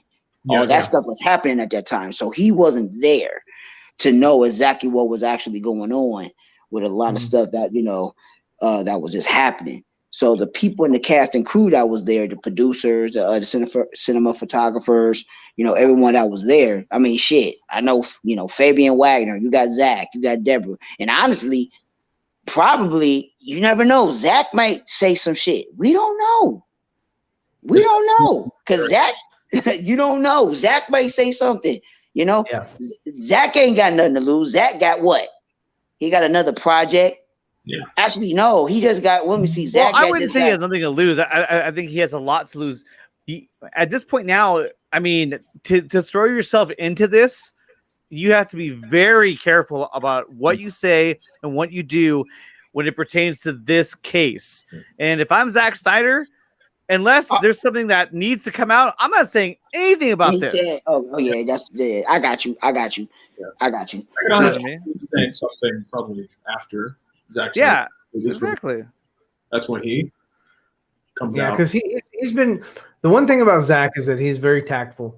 He doesn't say more than he needs to say, and he doesn't really address much other than Joss Whedon. Yeah, he was referring to his anything that Joss Whedon shot. He'd rather burn it in a dumpster fire and then put it in his movie. Yeah. And thank God you said that too, because it just dawned on me. Do everybody recollect that Warner Brothers was the one that lied and said that Zack was the one that picked Joss Whedon to replace him? Exactly. I'm like, they lied the whole time. And the thing is that, this is why they challenged the narrative, so they had free reign to say whatever the fuck they wanted. Say whatever they wanted to, and this is why they didn't want this film to come out, is because they knew that this kind of stuff would come out with it. And there was a comment earlier that actually made that same statement. I think it was AK. But no, I mean, I really believe that here it is. Yeah, AK did say that. Maybe that's why WB didn't want to release the Snyder Cut, because these behind the scenes stuff would come out, and now it's out anyway. They knew that was connected to it as well. I mean, they had to have. All the lies and all the shit that they spun was going to be revealed, and a lot of it is starting to now, and it's making them, it's showing their true colors, as Ryan said earlier. So the release of Zack Snyder's Justice League pretty much catapulted everything involving Ray and pushing for all the allegations and everything to come out. Right was the key. And now you have a situation where I don't see how Ray, to me, he's in the driver's seat right now. Yeah, because he's in control of his own destiny in a sense. I mean, because Warner Brothers tried to kind of take that control back, and they failed, because now they made themselves look even worse in how they try to handle this.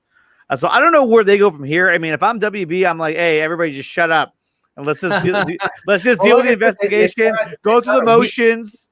They've got a week to do something, right? Because but this was the worst week to do anything. If you're going to do anything, do it after the 12th.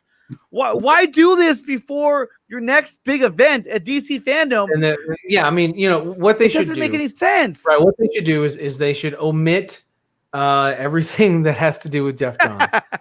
And go forward with that content. Maybe make some new content before then, because they have Tuesday through Friday to put some new content into the fandom to make it more interesting and all that and whatever.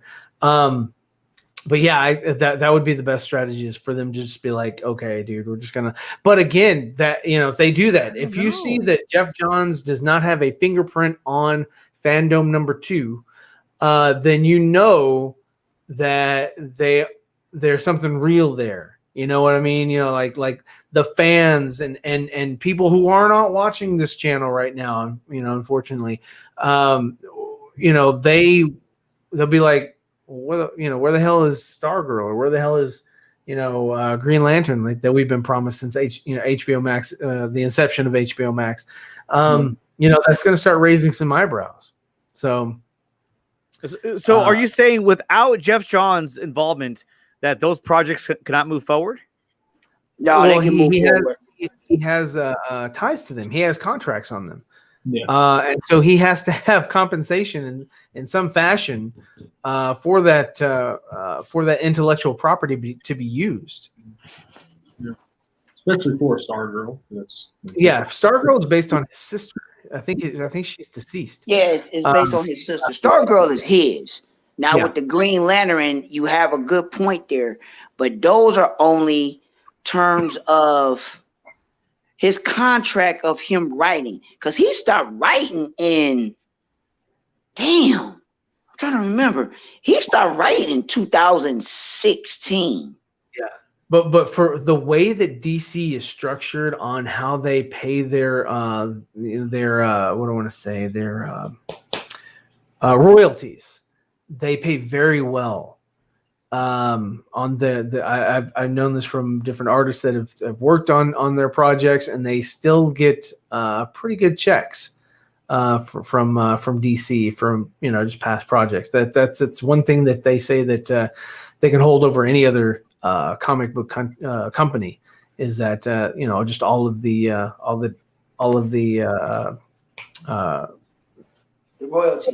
royalties that they garner from these things. Yeah, I mean, so they would have to, they'd have to do something. They'd have to settle, give him some sort of lump sum, something like that, and move forward. Which I think they should just bite the bullet and do.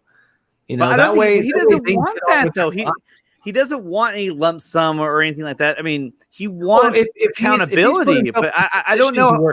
He can't fucking make a demand. Shut the fuck up, Geoff Johns. If you're trying to make demands and I'm not going to take any lump sum, well then you don't get anything. They can also they can put that ultimatum in there.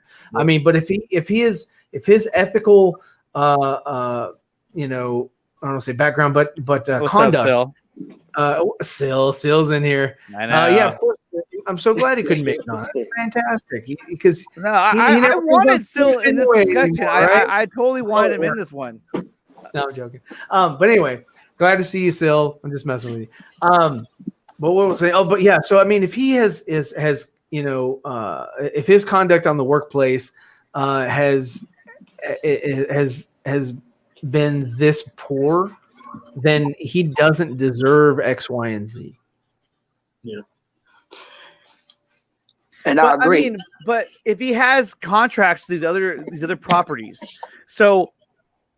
I mean, at this point now, you basically have to tell him, hey, look, you need to come clean, or you need to make a statement, or you need to do something to address this. And then after that, you need to lay low. You'll still be connected to these projects, but you cannot be front and center at this point based on your previous actions. You see what I'm saying? You cannot, have your cake and eat it too at this point, because you've already shit on that cake. and everybody knows you did. You know what I mean? So at this point, yeah, it's he can have involvement, but he cannot be center stage. He can't. Yeah. His image has been tainted for who knows how long. Now, is he a great comic writer? Yes, he's fantastic. But you dissociate the artist from the art, exactly. But from this point moving forward, I don't see how you can make him, a centerpiece of your company. Yeah. You can't. And he has to understand that, and they have to understand that. And they need to move, in my opinion at least, they need to move with that direction. Hey, look, you will be with us, but you cannot be center stage, and you cannot do this for the foreseeable future until you repair your reputation. No matter what you've done in the past, and it goes for anything you do at work. You could do a million things right, but you do one thing wrong, and that's the one thing that stands out the most. And it's just a fact. And you can't just come back and say, and that's a fact. Well, I'm saying in the sense that you can make one mistake at work or in any industry, and that's what will stand out the most. Even if you've done 1,000 things right, the one thing you did wrong will always be there. And we don't have the whole story here. We don't. Speculation or whatever. But I want to say if it's something that's not irreparable, then he definitely does need some sort of timeout. If it is something that's irreparable, then he does need to be let go. I mean, I'm sorry. It's kind of like, you have those people that they're like, man, they wouldn't be able to do this. They wouldn't be able to conduct business without me. I'm an essential employee and blah, blah, blah, and whatever. And so that person gets fired, and somehow the company continues on and maybe thrives because there's always somebody else. Dude, there's so many talented people out there, Yeah, you know, and we're overpopulated as it is on this in this world. So you're bound to find somebody that can write a decent comic. Yeah. Exactly. We're talking with Zebra Fett, Ryan Rivera, and Prime 76 here on the Nickatina Show's Midnight Run. You guys, this has been such a great discussion, and I guess at this point now, I'm so curious to see where it goes from here. What will transpire in the upcoming days and weeks of this situation? Because it's not just about, oh, like, this is really interesting and I want to hear the dirt. It's more, it's bringing to light people's behavior and actions that were not the right thing that anyone should be doing. Yeah. And I like that these are being brought to light, because behaving in this way and treating people the way that these individuals have it's not right. And it can't continue on any level. So Sil Abdul makes an interesting point concerning Hamada. He says that Hamada had zero experience to run the entire division, or the entire film division. That's why he couldn't lose Geoff Johns. No hate for Hamada. He's just ill-prepared for the situation of the fumble by Warner Brothers. What do you feel about that? How does that come across? That goes back to the point what I said earlier, because he was not there. So with him not having that experience, he doesn't know what's going on. So basically, it's like he's guilty by association because he's there, okay, and he hasn't done anything. Yeah. So with him not knowing what actually happened, okay, he's just like, okay, well, I'm just seeing this individual for what I'm seeing at this particular time and moment. Right. So I can't go by for what happened prior. And back to what Ray said, he was on the set, so you don't know what actually happened. Well, so at this point, okay, it's going to go by not just by Ray's word, it has to go by other crew members' word as well, because they were actually there. And if you get more than just his complaint of what actually happened, everyone's is pretty much similar, then boom, then we got something. And that's why Ray's saying, hey, here are individuals that you should interview because they were around for this, or they can attest to this. And right. I was telling Nickatina a while back with Ryan, I was like, hey, Ray and Walter are at two different levels in the company. Ray is a hired actor, whereas Walter is a CEO. Do you think that Geoff Johns is going to relate to Ray like he would relate to Walter Hamada? They're going to have the same exchange? No, they're not, because he's going to compartmentalize the way that he approaches people. He sees Ray as somebody beneath him because he's a worker. He's an actor. He's just like Henry. He's just like Ben. He's I would say, yeah, he's just like Ben. He's just like Gal, whatever. They are actors. Whereas Walter is a CEO, or he's a president rather. I'm sorry, of DC Films. So he's going to address him. He's going to interact with him on a different level. So of course Walter's not going to see this. I mean, I don't know. I mean, it's just. Oh, that's what I meant to say. I was so brain dead. I forgot about Ben Affleck. So you're not gonna disregard his word. And I think Ben Affleck. I think Ben Affleck is probably one that got the same treatment. Like, they totally sidelined Batman too. Oh yeah. So it's a lot of stuff that's behind the scenes, and it's just so bad. So it's like I said, this stuff is going to be great, and all I can just say is that, hey, just let everything fall into place. And back to what you said, Nickatina, I think WB is trying to get rid of this stuff as quick as possible before the 12th. That ain't happening. Yeah. Because that ain't happening.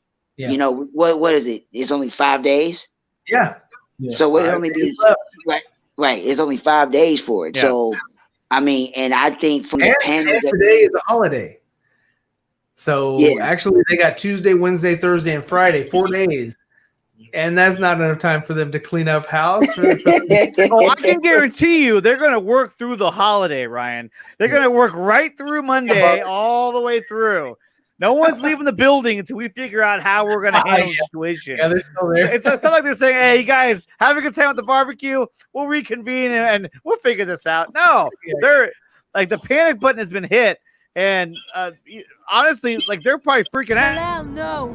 That's what they're saying right now. I mean, it's all bad. And right now, based on the way this is all transpired, I mean, this is, I'm sorry, you guys, this is just one epic fail. and they deserve that. They deserve that because, I mean, this is handled so shitty. Yeah, I mean, if I'm Walter Hamada or I'm, you know, with Warner Brothers Pictures, I'm looking in the mirror like, holy fuck. What are we gonna do? Yeah, holy fuck, what are we gonna do? This is terrible. Oh my god. How does this blow up in our face? It's like everything they do blows up in their face, you know? Hey, it's bad. It's like I say, it's going to get it's going to get bad, but it's also going to be good in the same light. So it all depends. So, you know, I'm just ready for it. I'm just ready for it to see what's actually going to happen. So that's my outlook on it. You know, that's just my outlook on the whole situation. The story is getting more juicy, more interesting as the months progress. So from July till September so far, this thing is just it's gotten. I mean, you know, how far down the rabbit hole are we going to be allowed as you know, viewers to go along with this story? I mean, this is highly entertaining for me, you know, just to see how fucked up Warner Brothers is. And El Cappy said it perfectly right here. Geoff Johns terraformed Zack Snyder's DC universe for the worst. He really, really did. And it's not just it's the entire universe that was set up. Now, granted, look, as Ryan would always say, these are first world problems, right? First world problems. However, when you look at the implications, the changes that he made and how it affected so many other properties, when you look at David Ayer's Suicide Squad or the Ayer cut, what have you, I mean, you're looking at this. I mean, you guys can see this, right? Yeah. Yes. Oh, yeah, I've seen it. I mean, in my cut, the first scene is June Moon's discovering releasing Enchantress in the jungle location. Next scene is an extended assault on Arkham by Joker's crew. Then Electroshock's Harley. There was more of the I mean, this goes to show you that there was so much more that was developed, that was being hashed out, that he changed. Mm-hmm. Is that the novelization of Suicide Squad pretty much is everything that was like the opening is exactly this of the novel. Yep. Yeah, and I will say this: if we know that the Ayer cut is going to come out, but I'm telling everybody, the Ayer cut is the one that's going to run all tables. I understand the Snyder cut is going to be the main thing, but the Ayer cut is basically the one that sets all of it up. Yeah. Because it's right in the middle that gets everything started. Yeah, because it gets everything started. And once people see it, they're going to be like, what? That's why I say it's going to get bad on the why. What was the reason why y'all did it? Yeah. For what? There was Well, it's the same thing like what they did, what they were performing here, just as Ray had said. And I've said for, you know, countless months, is that Warner Brothers is a very reactionary company. Yeah. You know, they saw the reception of BVS. And during the reception of BVS, they were already filming Justice League, and they panicked. Yeah. They freaked. They were like, "Oh crap, we can't do this. Let's change everything." You know, and then the trailer came out with the Suicide Squad that was, you know, epic, and they were like, "That's it.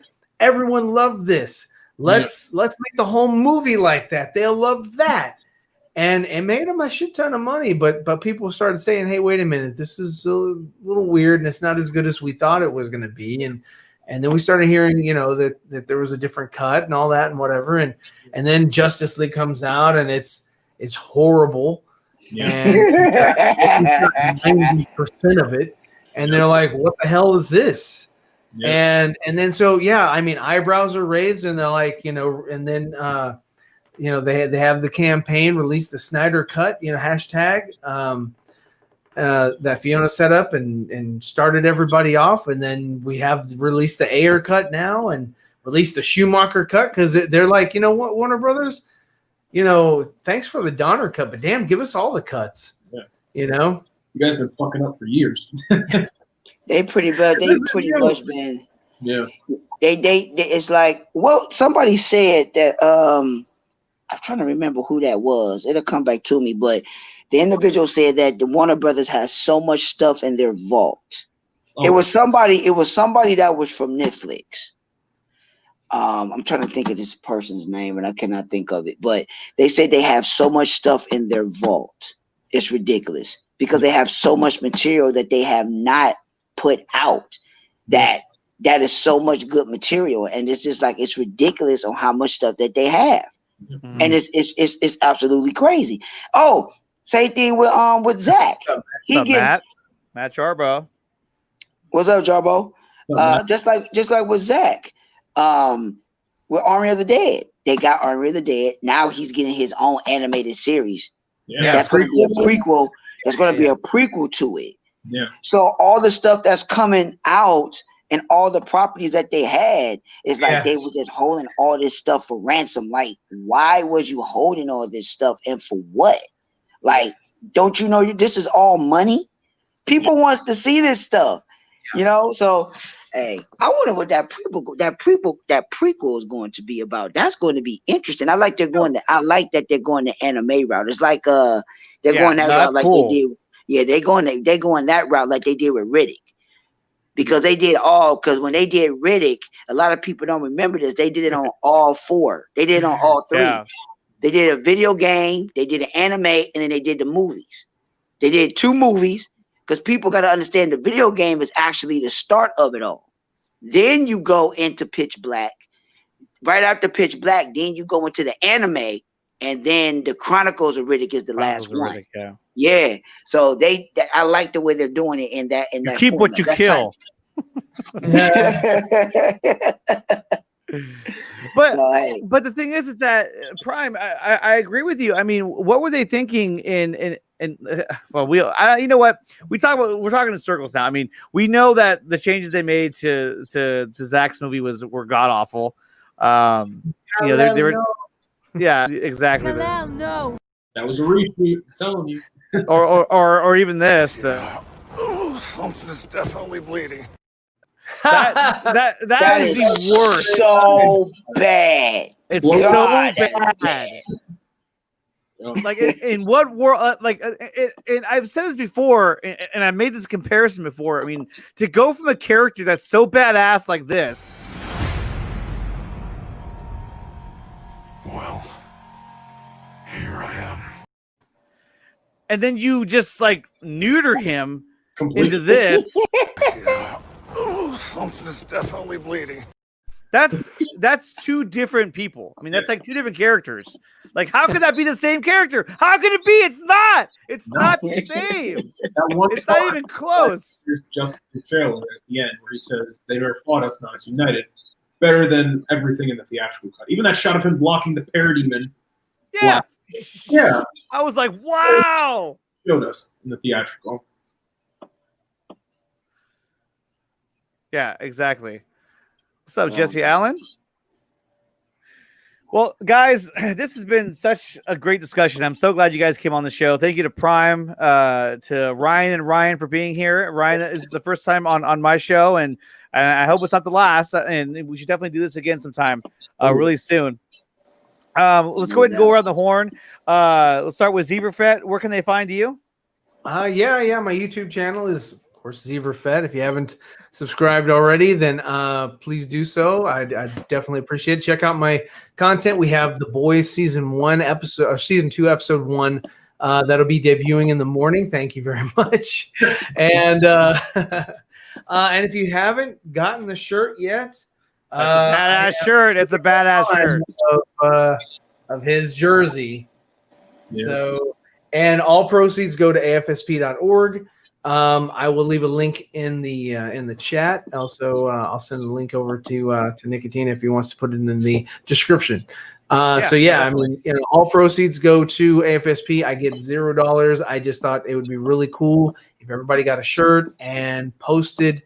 Foreigners, definitely. We have Foreigners with Still Abdul on Thursday at 7:30 Eastern. Sickness. But yeah, I thought it'd be cool if you get a shirt, you wear it, tag Ray Fisher, let him know that, hey, you're a supporter as well, man. So I thought that'd be really cool because he will definitely recognize his jersey. But yeah, that's all I got to say tonight. Mads Mama Bear, I am right there with you. I'm right there, and I'm like ready to pull the trigger, but I can't at the moment. And guys, if you haven't done so pull already, that trigger, I swear there's a white space on your wall behind you that something could possibly look really cool right there. And guys, if you haven't done so already, check out Still Abdul Inc. and his show Coffee Talk. It's actually a really good show. I always enjoy watching. Say it like you're not convinced. It's actually a really good show. It's actually a really good show. You'd be surprised. There it is, coffee. Yeah. Okay, Ryan Rivera, go ahead. My name is Ryan Rivera. You can find me at The Real Brady Productions. That's my YouTube channel. I'm also on Twitter at Ryan Rivera 334. I will be back on YouTube very shortly. I've just been taking a break for a while, so I'm back. And thanks for having me as well. Of course. It was a pleasure, man. It's funny because I've actually I followed you on Twitter for a very long time now, and it was pretty cool just to have you on here. Which is I am clean shaved. Okay, I don't know what Ryan. I don't know. I shaved. I was like, yeah, I was just shaved. I just made that awkward, man. I'm sorry. I'm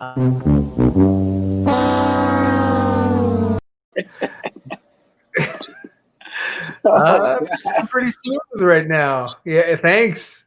Oh yeah, El Capi's always supporting Ryan. Always awesome. He's always in your corner. And then what's his Prime? Gonna do a Saturday night stream sometime this month. Hope to have you on finally. Man, I work on Saturday, so that's why nobody don't ever see me. So I know I'm in the same boat, Prime. Yeah, I mean Saturday. I mean y'all got to get me late Saturday night. I usually don't get back until maybe like 9 something, so I have to be late Saturday. And you're on East Coast, right? East Coast or Central? I'm East Coast. East Coast, yeah. I'm on West Coast, so by the time I get home, everybody's in bed. But that's why, Ryan stayed up late. Both Ryan stayed up. All you guys stayed up late. Yeah. It's like what 2? What time is it over there? 11, 12. It's 2 in the morning. For me, it's 2 in the morning. Yeah, it's 2 in the morning over here. Man, I know. And honestly, if I could do this earlier, I would. But it is what it is. But thank you guys. Thank you so much for coming on. Prime, where can they find you? Well, my tag is in the actual chat for the ones that see it. But yeah, it's right there. If y'all want to hit me on Twitter, and y'all can follow me on my YouTube channel. Everything is there. I pretty much only do my videos on Wednesdays, Fridays, and Sundays. Pretty much it's just gaming, comics. Talking about the actual movement. I do some things with movies, but it's pretty much more in the gaming genre, and and from there, I've been doing a lot of more movie stuff as of late. But that's actually what I do. So yeah, everybody can just check it out, and then check me out, and then go from there. Say, yeah, I know how it gets down, man. I bring the actual factuals. I don't hold back. So that's where everybody can get me. So. Guys, thank you so much for coming on here. I this was so great to have you guys on here. I had a lot of fun. I hope you guys did too. And I want to say thank you to everyone in the chat. Still Abdul, Koopy Malik, Mads, Mama Bear, Sickness, Akbar, El Capi, Andrew, Kasali, MX Bravo, Igor. Igor. You call me Joker. I mean, El Capi call me Joker. Sickness. Barcelona with the great comments. Matt Jarbo. Yeah. Jesse Allen. AK. all you guys, thank you so much for being here and for being here every night that I go on. I will be back on Tuesday night. I have to take tomorrow night off because I still have to be a husband at times. And so I will be back here Tuesday night for another show of the Midnight Run. And guys, like I said, thank you so much for coming on. I really appreciate talking to you guys. This was a lot of fun. And until next time, you guys just stay cool, be nerdy, and we'll see you next time.